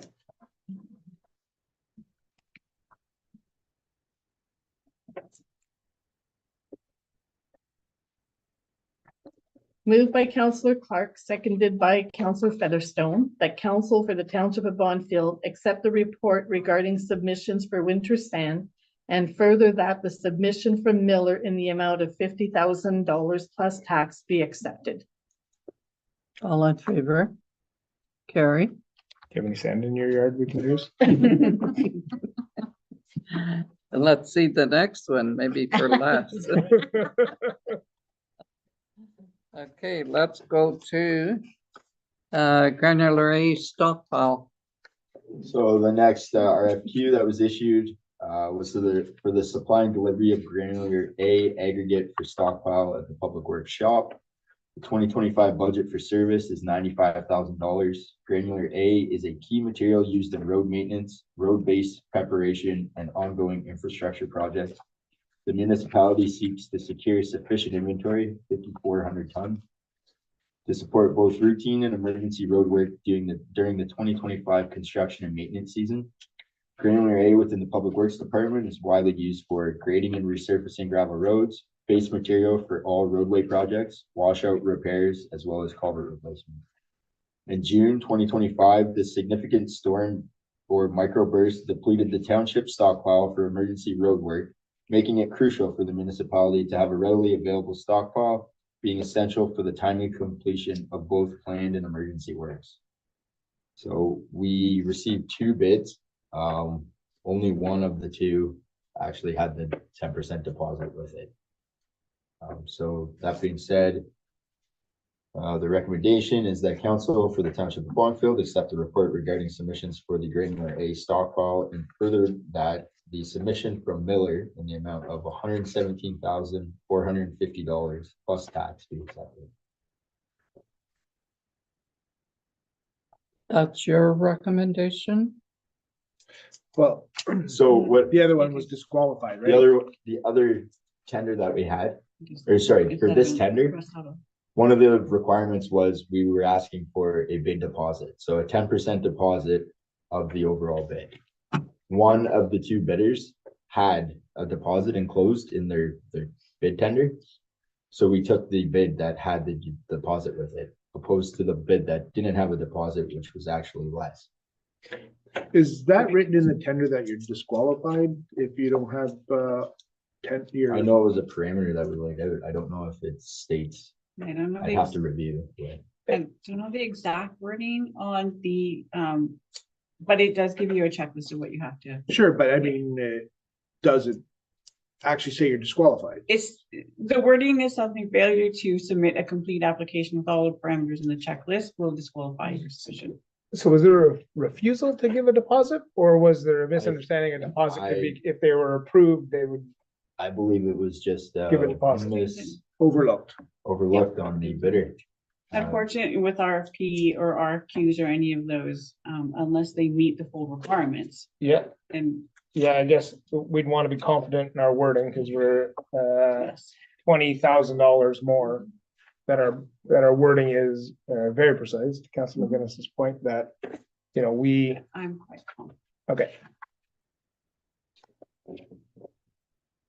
Do we have a motion? Yes. Do we have a mover and a seconder?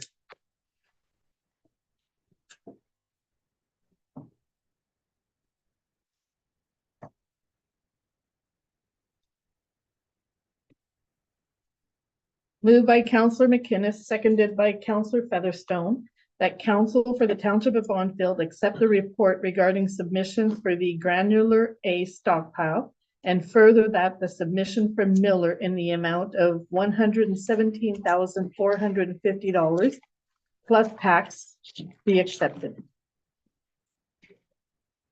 All in favor?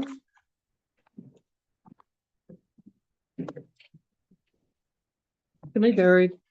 Sorry. Your worship, just one question. Now, because we depleted the stockpile, is that gonna try and go through on the funding for the storm? The stockpile is, Yeah, yes. it's been imported with. Okay, no, that's fine. I just, so, So then that may be covered, right? yeah, it helps anyway. We're hoping to try and offset some of the Yeah. costs because we did use a lot of. A lot. No, I just wanted to make sure. Okay. Yeah, okay. And normally left-handers for stockpile, if I can too. I think we normally do 5,000, but we are quite depleted, so we had to go to the 54. Next, we have the request for quote, double surface treatment. So this quote was for the application of double surface treatment on Development Road from Mount Pleasant to Ruther Glen line, as well as Pine Lake Road from the end of the paved section on the hill to the Shields Point intersection, totaling 2.2 kilometers of roadway for 16,060 meters squared. Surface treatment is a cost-effective method to improving road surfaces, particularly in rural areas. This process supports the municipality's efforts to maintain and extend the life of its roadway infrastructure while managing long-term capital and maintenance costs. The 2025 budget for service is $186,000. The municipality maintains a mix of gravel, surface-treated, and paved roads, many of which serve agricultural, residential, and seasonal traffic. Double surface treatment is typically applied to upgrade gravel roads to a sealed surface, rehabilitate aging surface treated roads, reduce dust, moisture penetration, and ongoing maintenance costs, such as cold patch and gravel application, improve road user safety and drivability. Surface treatment aligns with the Township of Bonfield's asset management strategy, helping to extend the life of the road surfaces by sealing against water filtration and overall wear. In previous years, the municipality has used surface treatment as a preventative maintenance tool for roads at the end of their gravel life cycle, surface upgrade for high maintenance and high traffic gravel roads, and resurfacing solutions on previously treated roads where reconstruction is not required. Past projects have been completed by third-party contractors with support from the municipality's public works staff for site prep, traffic control, and inspection. Challenges observed in prior years have included inconsistent application quality, poor adherence due to weather conditions or inadequate or improper surface prep, and delays in scheduling during peak construction season. As a result, this RFQ emphasizes contractor qualifications, adherence to specifications, and timeline reliability. We received 2 quotes. And the recommendation is that council for the Township of Bonfield accepts the report regarding submissions for the double surface treatment for 1.2 kilometers of Development Road and 1 kilometer of Pine Lake Road, and further that the submission from Duncor in the amount of $159,154.60 plus tax be accepted. I'm just gonna put it out there. I remember not long ago, we had one of the contractors actually do some work in the municipality that we were not satisfied with. Has something changed? Have they acknowledged that? Have They we? came back to do the warranty work that they said was completed, and it wasn't up to, I don't think, the township standard, but it was up to the contract standard that they had signed previously. That being said, like I stated, there's only been 2 bids, one of which is $26,000 more. I get it. We just authorized $20,000 more because we didn't get a check up front, but I guess my point would be, have we changed our process to ensure what we're gonna get in the end is different than what we got the last That's time. fine. And I know warrant- you weren't- this was transition. That's kind of to hard you. to answer considering we're not the ones conducting the work, it's the contractor conducting the work, right? What about, have we changed our warranty? Like, are we set kind of standard? Right, that's We haven't signed a contract with them for work yet. yeah, I just need something different, something to be different than what transpired on So- development. If I could. So the thing is, two bids that are there, if we give it to the other company, they just sub it out to this one. We didn't have very much luck this year with tenders. I wasn't quite Well, impressed with I some of the mean- bids that came in. We're all stuck with the same people. Yeah, But the only thing I'd like to see with the tender process, I would like it moved to the spring. Yeah. This is way too late to be doing gravel tenders and chip seal. It needs to be done earlier. yeah. And the only reason it's done this late is just because of the budget, and then as soon as the budget is passed, then we start. to I know, work on but the I mean, tenders. we're- So our plan absolutely is staff, we've all talked about, we need the budget process sooner. 'Cause this and was that's sooner what- last time, right? I remember. Every month, Yeah. every year, we've done it a month earlier, Yeah, yeah. so we're working on that, but we know our tenders, we still. But once the Oh. contractors are full, Oh, I know. the price That's just what happened. That's inflates. it, Right. I guess I just don't want to get in a position that where we were in the last, where Sure, we're I agree 100%. where we are not satisfied with the work, we run out of mechanisms to be able to actually hold anybody accountable, and then we're just done, right? So, yeah, they're the contractor, we're not doing the work, and I can appreciate that, but we, as a township, need to have a mechanism to hold contractors accountable to the level that we want, I guess. So I think my only suggestion from my point of view is we need to get some legal advice on a binding contract with the contractor if we're gonna go through with this. If not, suggest we re-tender it and see what happens.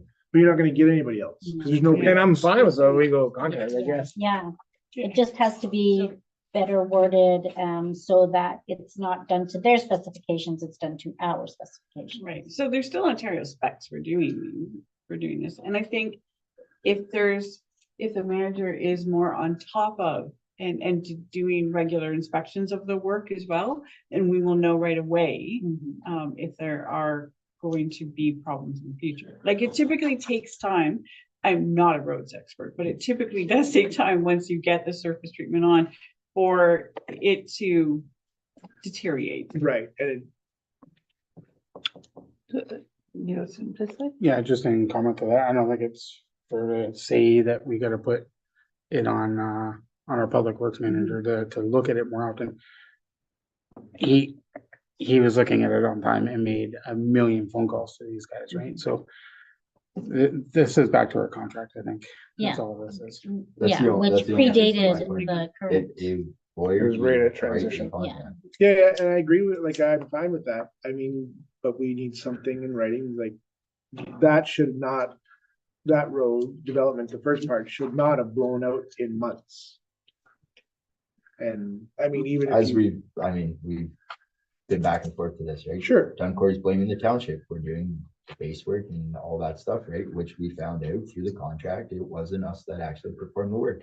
So they had to come back and redo the required warranty work, which to the satisfaction of their contract, they did. But- it's not to the satisfaction of the No, township by any means. no, right? because I we're mean, still anybody dealing can with drive that road and it's horrible. right. So Well, it seems like we're between a rock and a hard place here. Our No pun budget is intended. 186 for it. There is a quote for 184, correct, that's. a little bit more. So we have a contractor that we weren't happy with that's much less than what our budget is. And I don't like the fact that if we give this contract to the contractor for 184, and then he will bring in the contractor for 159, that doesn't make sense to me. So I think that we stipulate, if we give it to Miller, a Miller crew does it. There will be no subcontracting. There'll be no subcontracting, and a Miller crew performs the work. If we're gonna spend the extra money, we make sure that there's no subcontracting. Well, most of the complaints about the roads is Development Road. And we did work and people weren't happy with it. We weren't happy with it. So I think that if we have to pay top dollar for it, then the company that's bid on it should have to pay, should have to To do do the it. work. Yeah, no, yeah, but we write it in, right in there, no subcontract and make them do it.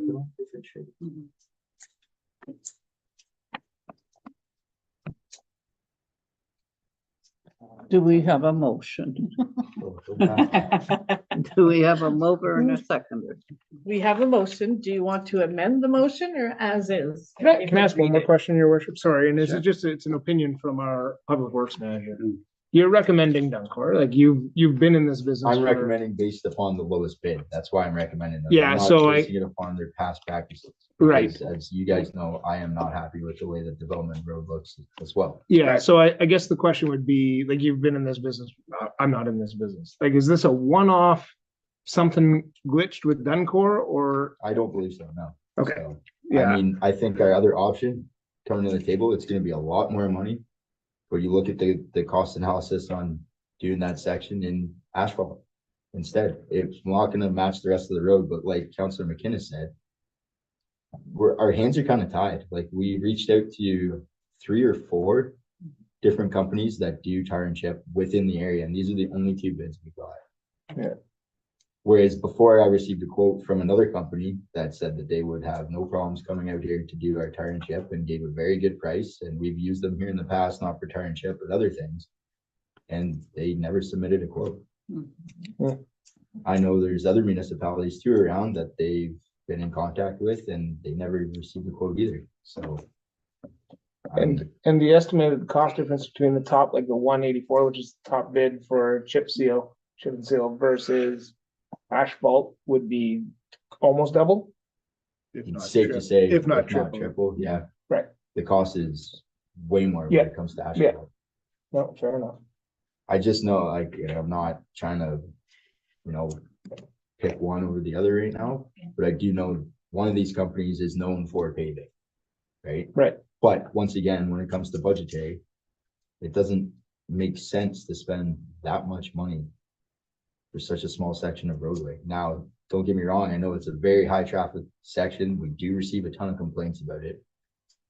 Would that be the best option? Yeah, but looking at the budget, I just don't think we can afford it. To go to pavement? Correct. Yeah, of course. Yeah. We would all love to do pavement. Oh, yeah.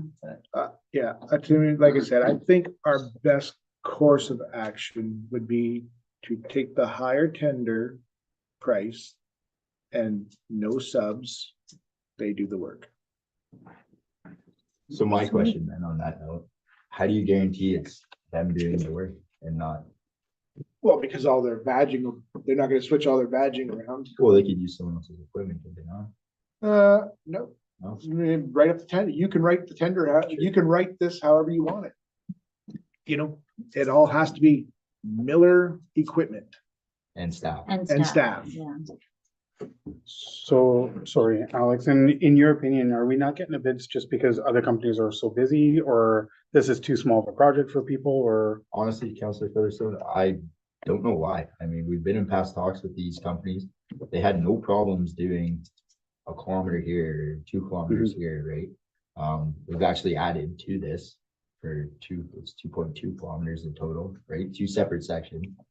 I know there's a lot of companies from the southern region that would, sure, if you want to pave 15 tire and chip 15 kilometers, they bid on it, but for us being such a small municipality and to work within our budget, it's just not feasible. I know public work managers around the area have tried to put their roads together to entice these companies, but still no avail. We tried that actually at the start of the year, and there's a couple of municipalities that reached out that said, yes, you know what, we'd love to join in on this. And there was other ones that just didn't know, couldn't get funding, their budgets weren't passed.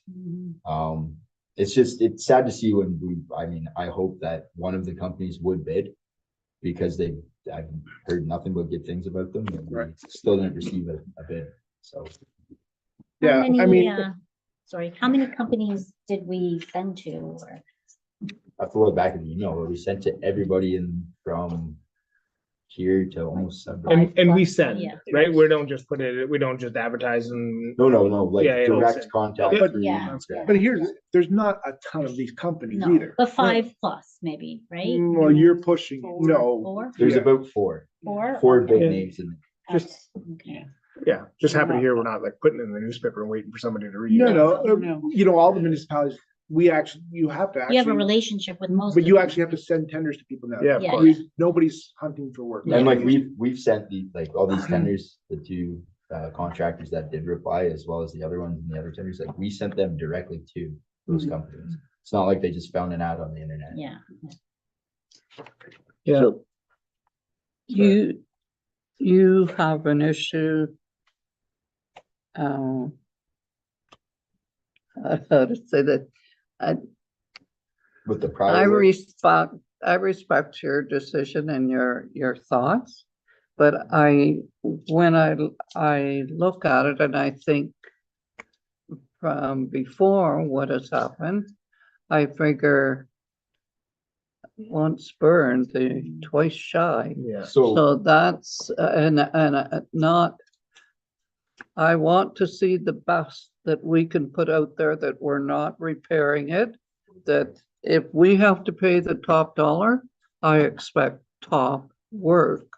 And I don't want to see it, like Dad said, go anywhere else, but if whatever we decide here, I will live with it. And if you're confident that we're going to have the best work, then it's not difficult to support you. I get why the public works manager, because we're always trying to get the, go with the lowest to match the budget, and, I get why he recommended that, but I think, yeah, my recommendation is based upon the price. It's not Yeah, based yeah. upon the contractor. If it was up to me, I'd be asking for $500,000 to pave the road. That's not feasible. right? Yeah, So I'm trying to work within our budget. So would it be fair to say that we were gonna get value for money at the higher bid? Yeah. I Well, think we're If looking there's for, specifications laid out within the Yeah, contract, and once yeah, again, like so- Councilor McKinnon said, Yeah. if we're gonna have contact with the legal team on this, yeah, so Right. we're looking for value for money, not Right. necessarily the lowest bid. because value what's, for money. if you get a lower bid and you gotta redo it in Yes. a year, Yes. Or that you're is filling not potholes value. instantly. Right, Yes, right? yes. so there's no money, you're not saving money for out there filling potholes. This, the No, whole point of this was so we probably weren't. So I would recommend going with Miller with a very specific wording in the Right, contract. I concur. Me too. Everyone else is okay with that. Sorry, have to rewrite everything, so fun. That's okay. Our poor members of the audience, I don't know what they're here to listen to, but it I probably wasn't know. all this. Do you know a lot about roads now? Yeah. Yeah. I like the pavement idea. Yeah, Yeah, we so all do do. we, so do we. Yeah. Okay. Wonder if municipalities can buy lottery tickets. Sorry. No? No. Oh, yeah, our lottery license lady, yeah. Yeah. Let's ask when she's out of the room. Yeah. Andre, I think you have to go to the washroom. If it weren't in our, if it wasn't in our budget, then it would be more difficult, Yeah, but that was our budget, was 186, right? yeah. So and that's a great point. It's within our budget. It's still within our budget. So it's Yeah. not, we have to find money from another project. It is allocated to this project. So let's get the better product. You're gonna But, I'll rip be those tickets. completely transparent with you guys, right? Like, I think Councilor McKinnis touched on it. Like, these two companies work together. Right. So we're gonna have to stipulate Oh. very max on what the requirements are and what we expect, you know what I mean, moving forward, Mhm. because they work hand in hand. Yeah, yeah. See, they're gonna have to bring a crew out of the city to do it up here, because they don't have a crew around here. Well, then they can send the other crew that was coming here. No, but that's what's gonna, go ahead. Yeah. Oh, Move by. Oh, okay, because I'm being messy. Yes, please. yeah.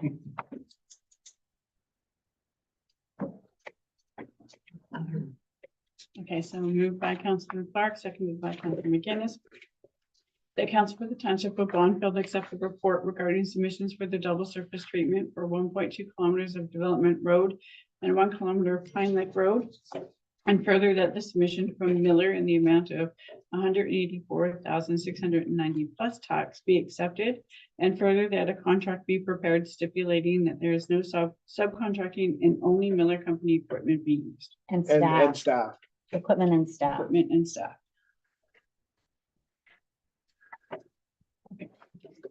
All in favor? Carried. This is gonna be a quick one. Yeah. Next is a double, is it, which one did we do here? Double surface? Yeah. treatment? Then the next one is request for quote supply and spread granular A. Thank you. So this one was for this RFQ was for the supply, delivery and application of 2,350 tons of roadway gravel on Shields Point Road. This work supports the municipality's ongoing commitment to provide safe, passable and well-maintained roads for residents, businesses, as well as emergency services. Once again, the municipality maintains a 120-kilometer network of gravel and rural roads that require regular re-graveling and maintenance, such as grading, to maintain proper driving surfaces and safe road conditions, restore road profiles affected by weather, traffic, and erosion, support seasonal use, particularly during spring thaw and summer dry periods when we do calcium application, reduce long-term maintenance needs by improving road stability and drainage. Gravel application is a crucial part of the municipality's annual road maintenance program, typically undertaken in the spring and summer months with occasional fall touch-ups or spot treatments as well. The 2025 budget for service is $165,000. Initially, Boxwell Road was to have gravel belly dumped, but received and currently is receiving gravel from the in-house stockpile as part of the storm recovery, as the road has had severe washouts from this event. During the storm repair, staff used approximately 150 tons of material on Boxwell Road and still counting as staff are there today, and approximately 90 tons of material on Shields Point. We received 2 bids. One bid had a deposit enclosed. The second, once again, did not. The one bid was for being belly dumped. The other bid proposed triaxles instead of belly dump spreads. So the council for the township of Bonfield accept a report regarding submissions for the supply and spreading of granular A on Shields Point Road. And further that the submission from Miller in the amount of $53,462.50 plus tax be accepted.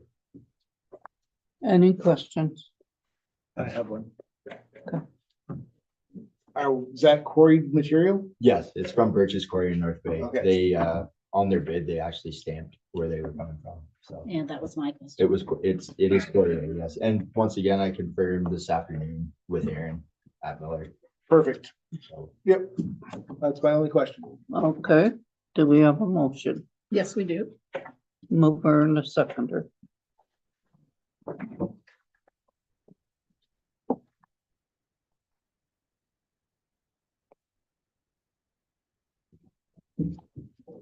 Moved by Councillor Corbett, seconded by Councillor Featherstone, that council for the township of Bonfield accept the report regarding submissions for the supply and spreading of granular A on Shields Point Road, and further that the submission from Miller in the amount of $53,462.50 plus tax be accepted. All in favor? Carried.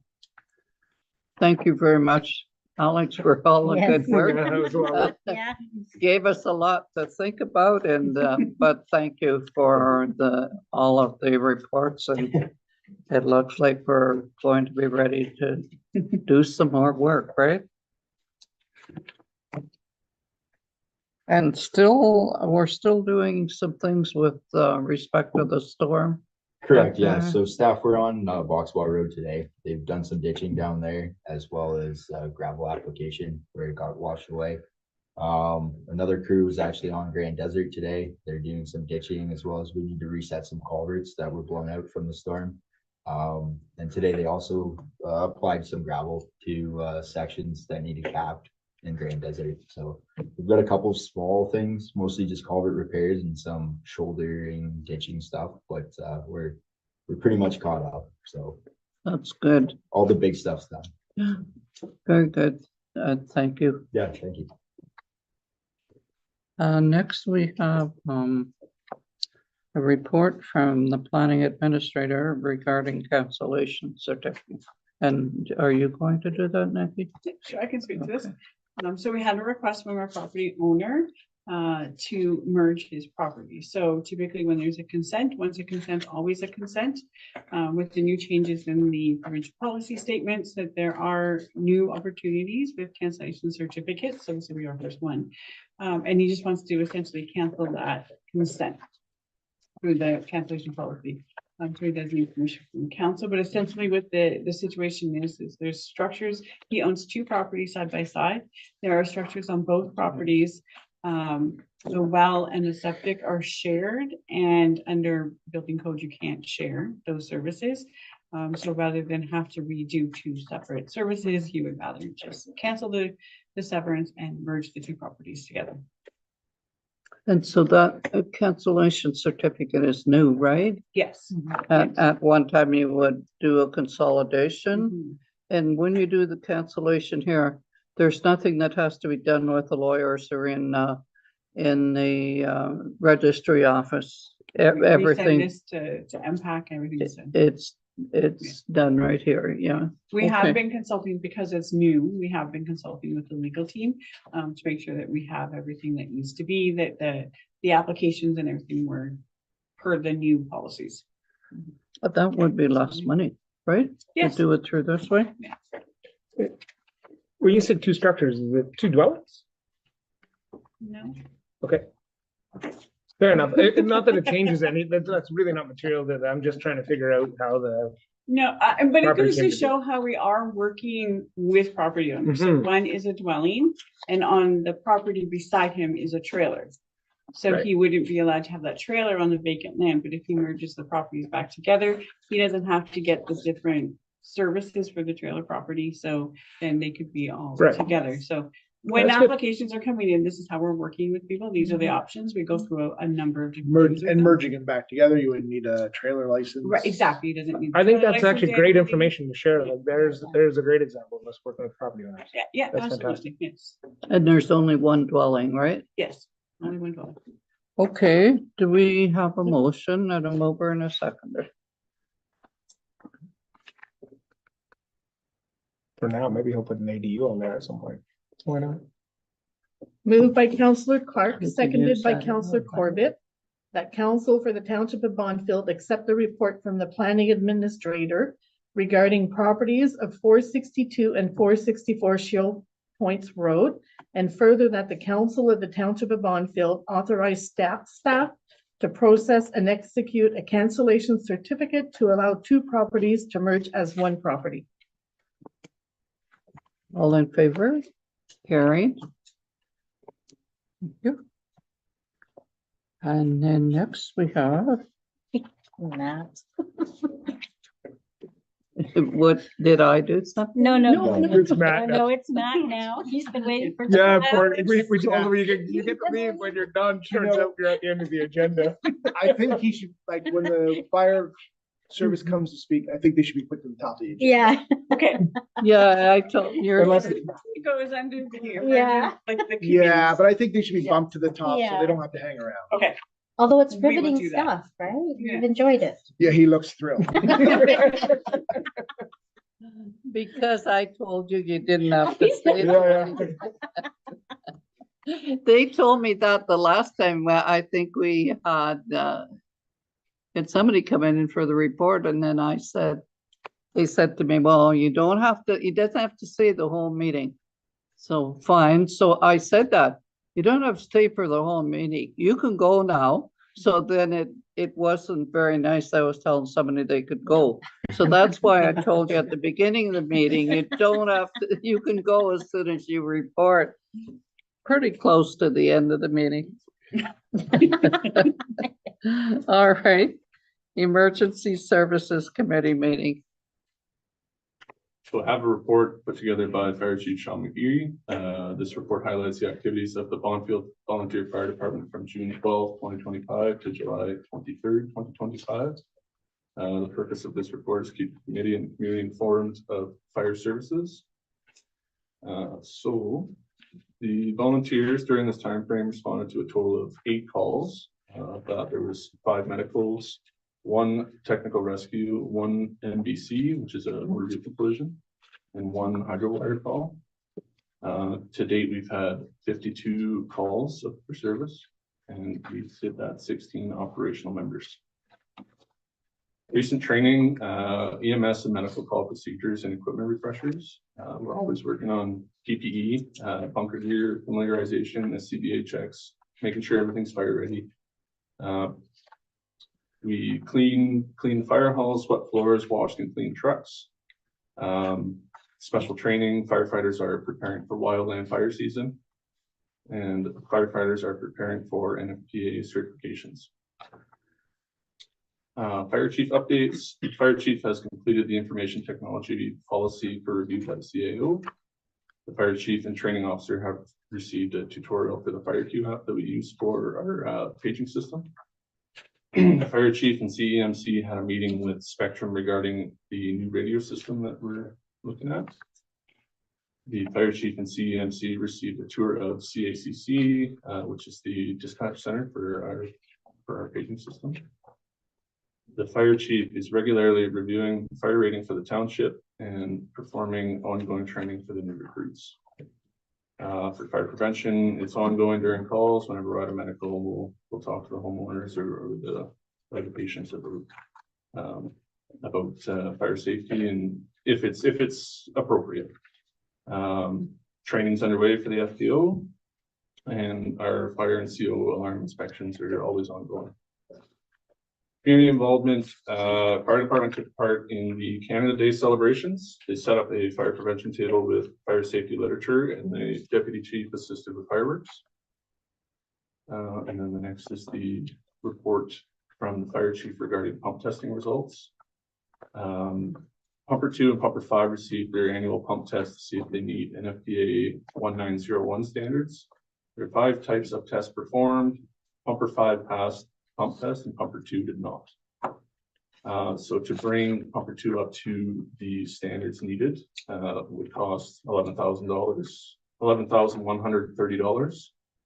The fire chief recommends not investing the money into Pumper 2 as it's a 1986 apparatus. It can still be used as a secondary vehicle to shuttle water, but we are not going to be using it as a pump. The fire chief suggests the repair costs go into reserves to put towards a new truck in the future. Okay, any question? Nope. Good report. Very good. Thank you for your report. And just to say it was Matt has been appointed our deputy fire chief, and see the hard jobs they give you. You have to come in and give their people. Sit for 2 hours. Yeah, congratulations on that. Yeah. And you've now completed what, 2 of your course and 2 of your 3 fireworks training? 2 of 3. I think. Have we gotten the sign-offs from the companies? 1 more? I One don't know. for sure. Okay. That's exciting. Thank you And for then your we- report and thank you for serving our community on our fire department. We only have 3 more hours to go and then you get to leave. And you can run. We have motions. We have Yeah. 2 motions. Could we have a motion?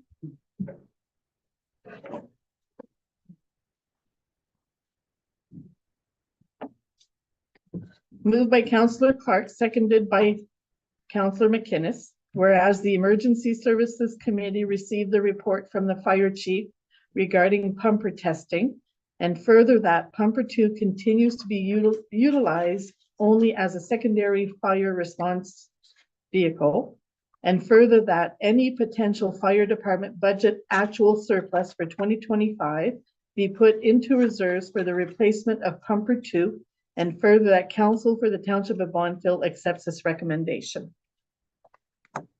All in favor? Carried. I would need another mover, seconder. Oh, sorry. No, that's okay. Yeah, Jason, you get to speak next. Oh, No, do no, I? we've got one more motion. No, there's Oh, one yeah. more motion here. Yep. Moved by Councillor Corbett, seconded by Councillor Featherstone. Whereas the Emergency Services Committee recommends that the Bonfield Communications Project quote from Spectrum in the amount of $25,799.48 for the Radio Pro dispatch software and setup be accepted. And further that staff are authorized to purchase the additional computer and accessory equipment. And further that the quote from Spectrum for procurement of additional VHF radios at a unit cost of $776.60 and upgrade analog to digital unit cost of $121.90 be accepted. And further that council for the Township of Bonfield accepts this recommendation. All in favor? Carried. Next, we have report from the planning. You can No, go now, wait. Matt. Yeah. Report from the Planning Advisory Committee. Did you want me to speak to it? Not, you're not, are you giving me a report? No? Nope, it's up to you. I can talk about our meeting, but it's up to you. Okay, then we have a motion. Yes. Can I have a mover and a seconder? I was gonna let you talk. Oh, well, I mean, you don't want to read all Yeah, everybody has to sign Yeah. that. Moved by Councillor Featherstone, seconded by Councillor McInnes, that the Planning Advisory Committee recommends to council that consent application B6-2025 Boyer, application for consent, proposed severance to create one new lot on lands legally described as concession 4, lot 35, parcel 778, 747 Mount Pleasant Road be approved subject to the conditions as outlined in the notice of decision, and further that council accepts this recommendation. All in favor? Carried.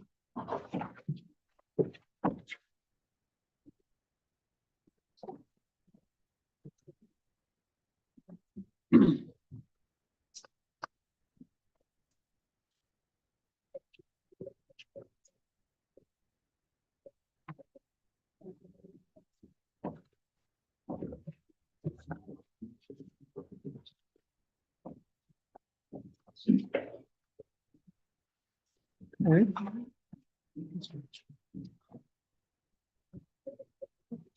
Okay, next we have items for council discussion. And we have a letter for reconsideration of road work for Development Road. Is Candy? No, No, not in attendance this evening so it's just for for council discussion. discussion. Okay. The letter, Candy has concerns with respect to the condition of Development Road. And I believe that we have council members would like to respond. First of all, we appreciate the letter on behalf of council. Thank you for addressing your concerns directly to us. And the council members here all have their own thoughts, especially on Development Road. The repaving and the cost to do this is we put in for a grant, which we were not successful in. So certainly we're doing what we can to try and improve the roads, and I'll go back to our public works person and I'll let him comment first. Thanks, Mayor. Okay. I guess my first question would be to CEO Kunkel is this discrepancy it's outlined in the email between your price and Alex's price. Just kind of wondering on that. Right, so, we have provided a few of the emails that we've gone back and forth, my emails versus, the public works manager's invoices. So we were giving numbers for if it's just a surface treatment, then a surface treatment plus the gravel, because you would do gravel at the same time you do the surface treatment. And then we also, so that's like 520, our manager said 530, I just used net tax. Right. And then there was other components if we do the entire project, whether it's tar and chip, which would be just over $1 million, or if it's pavement, which is $2.5 million. So there were a lot of numbers. I cut and pasted the numbers. So our numbers are essentially the same. In comparing to other communities, we don't know what those numbers are, because she also gave examples in the letter about Magnetawan doing it for far less than the numbers that we quoted, but we don't know if that's with gravel, if it's just surface treatment, if it's like so we don't know apples to apples. and what it is, right? So I think that those are. And I mean, speaking from experience, you know, the numbers line up with the numbers that are given out around this area for per kilometer price, they're the same. I mean, our numbers aren't any higher than, you know, surrounding area numbers. So yeah, it'd be nice to know what she's referring to in the numbers in Magnetawan. Like I said, we're not going to just lay tar and chip down without doing the work on the sub base and adding gravel. You know, we're wasting money then. So, I mean, the whole point of doing 2 kilometer stretches or 1.5 kilometers, whatever we're doing that year, is to do the sub base so it's right, and hopefully we will get longevity out of the projects. Anyone else? Well, I did ask the CAO to outline a bit of a history for Development Road, which I think the deputy clerk did, which was very helpful. So going back to 2003, that's when 8.5 kilometers of development was actually paved. And I guess prior, when we chip sealed, not paved. Yeah, I think these two sometimes get used interchangeably, but they're not the same thing at all. And I think that you were probably here for that, right, Mayor Paquette? You were probably here when they chip sealed development in 2003. Oh, I probably was. Yeah. But so when we were elected, our public works team were a maintenance crew, which is really what they said that they were. And since then, we have added equipment and we've tried to train our staff and to do more. And I think we tried to do more construction type work as well. And I think, I know I've gone to Good Roads a few times, so that does make me somewhat of an expert on the road. Like there's more, when Alex says that after we pulverize and that there's dig outs and that we are trying to actually do the road work correctly, starting from the very bottom and not be putting band-aids on things. We're digging the wound and cleaning it out and, so that it actually heals. And that's what this has. I recognize Ms. Boise's frustration and that, I think if there was something that we could do maybe for the dust, I think that might be helpful. I don't know if that. So we calcium twice this year. Yeah. So, I mean, if I don't have the numbers in front of me, but I have no problems reverting back to the calcium cost that is very high. Essentially, it's $18,000 a load. Yeah. Per truck. Per Yeah. truckload. And with the, as we've said, there's 120 kilometers of roads in Bonfield, so that Right, not all of those are gravel. Yeah. Right, We're about half. Yeah. But So again, this was very interesting to see sort of the work and how far development has done and why we've chosen. And to your point, I guess I mean, I don't think there was any reseal ever done on, they would put their double down, and I don't think there was any reseal applied to the road to give it the longevity that it In should have. fact, in 2003, the second coat seal was never done. So right from the get-go, Right, There were so, problems. I mean, we're trying to build a better, construction part of it, sub-based, Yeah. and then maintenance program as with a seal coat every 7 years, like it should, a couple years right after the double, and then every 7 years, a seal coat. Sure. Listen, I will absolutely say that I appreciate Ms. Boise's communication with council, echo the thank you to her. I think if we had a magic wand, we would all love this done instantly. If we had the money necessary, of course, it's a pivotal road within our municipality that is used quite a bit, as she has outlined.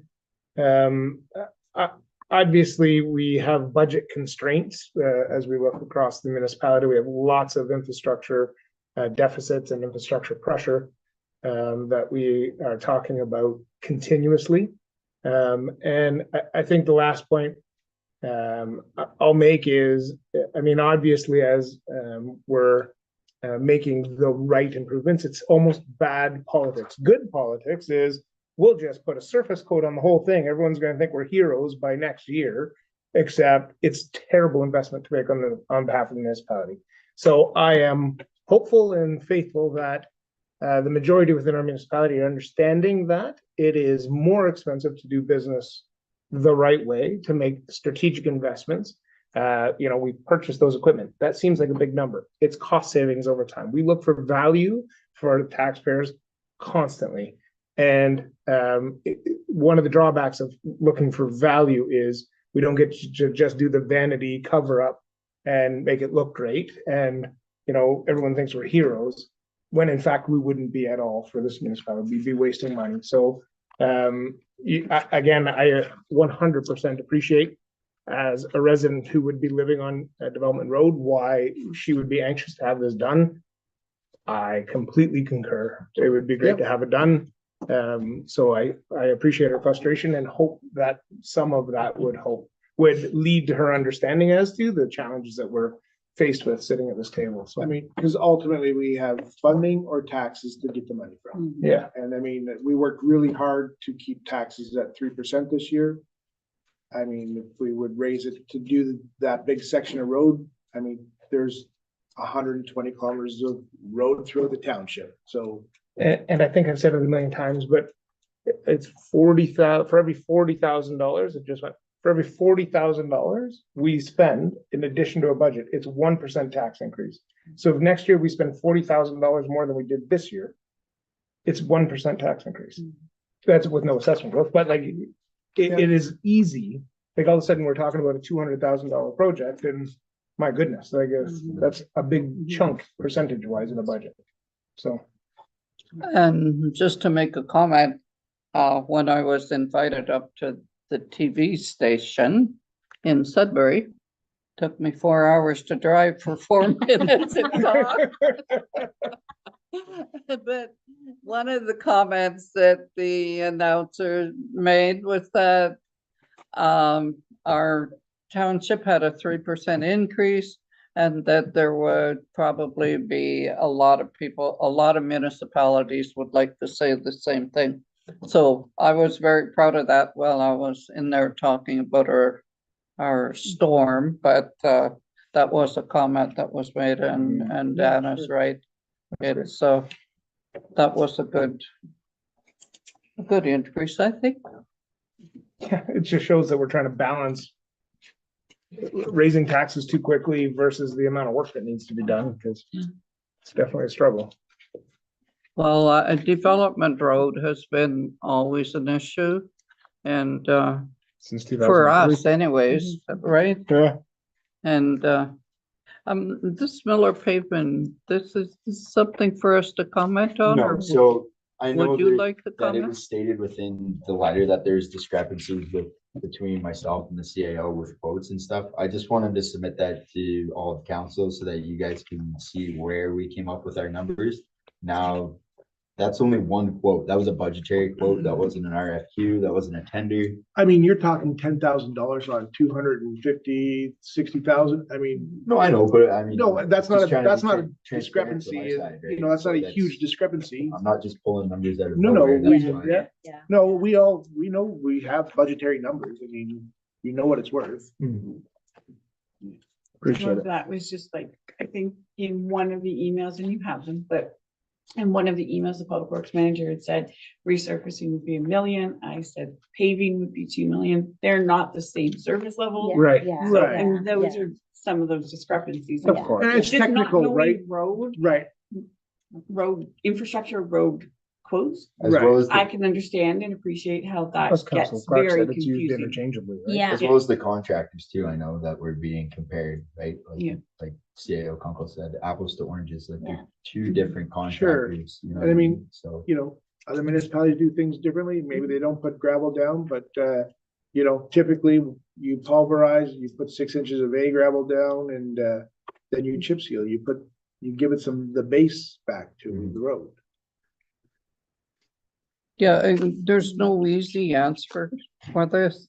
And the main answer is funds to do the work. We're aware that it has to be done. But hopefully the way we are doing it, that will make people happier. And you know, I think this council, you know, we've done this section of the 4 kilometers of development this way. You know, we've implemented gravel programs. We're doing the bridge on Trunk. You know, we're splitting the money pretty well throughout the township to get stuff accomplished that haven't been accomplished. It should have been accomplished long ago, right? So I mean, well, the it first, didn't. It wasn't overnight. The problems Not came, in 2003 though. and they're not going to be fixed overnight. I mean, it's going to take us some time. and I think our first year in council, the public works manager gave us like 3 reports over the last 4 years, and none of the work was ever done. So it was a report after report after report, and I think, I don't know what happened, but I don't think the work was ever done. No, there's So, been no rehabilitation work or construction work Yeah, here. yeah. I mean, and so we're playing catch up now. and once you're behind, it's hard to catch up. Yeah. Well, I as well would like to thank Connie for her concerns, and I hope that Yeah. as we move along and that the roads will get better, like Development Road especially. I think kind of like the entrance way too is that's Yeah, it's, for the amount of traffic coming in and out of Pine Lake, it's pretty rough, but Yeah, it doesn't fall on deaf ears or letter. I mean, No, no, we're no. working towards, yeah. yeah. and we appreciate sending the letter to council and not, you know, social Yeah, media. yeah, no, it was great. Yes, I yes, appreciate it, thank you. for sure. Okay, you ready to go on with some resolutions considered for adoption?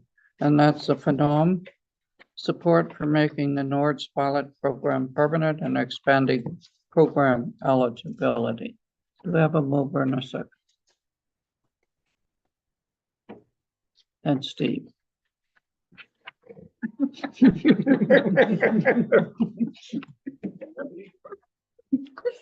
Moved by Councillor Clark, seconded by Councillor Featherstone.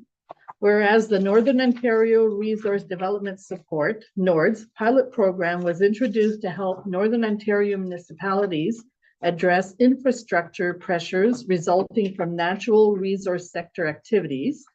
And whereas the program has allowed municipalities such as the Township of Bonfield to strategically stack multi-year allocations in order to support large-scale infrastructure initiatives critical to community development and economic growth.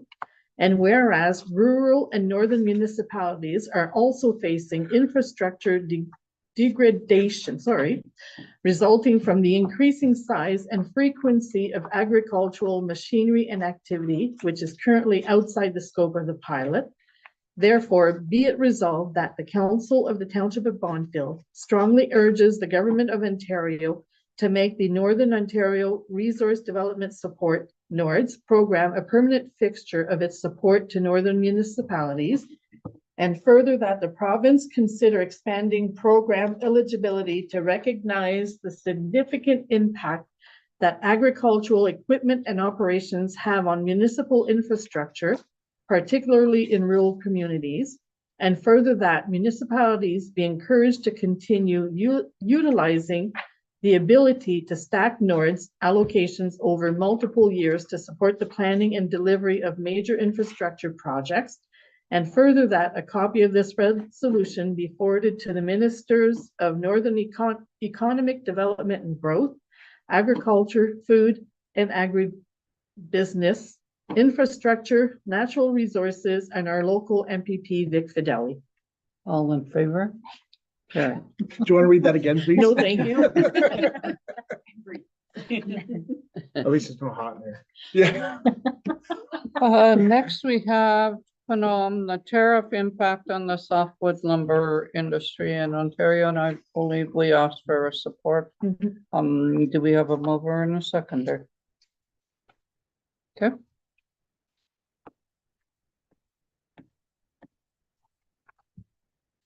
Moved by Councillor Corbett, seconded by Councillor McInnes, that Council for the Township of Bonfield supports Phenom in requesting that the Right Honorable Mark Carney and Honorable Doug Ford in making the resolution of the softwood lumber dispute a top priority in ongoing bilateral trade discussions with the United States, working directly with forest sector stakeholders and municipalities to develop and implement support measures that protect workers, communities, and local economies, and to publicly acknowledge the urgency of this issue for rural and northern Ontario and commit to concrete coordinated actions.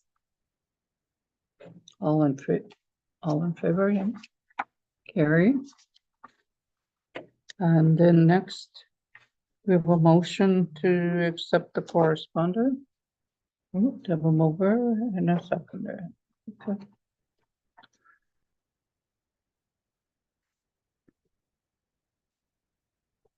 Moved by Councillor Corbett, seconded by Councillor Clark, that Council receives a correspondence circulated with the agenda of August 12th, 2025. All in favor? Did you want me to go through it one by one, or? No, just accept the correspondence? Yeah. Okay. Then we have a closed session. Okay, I will end the recording.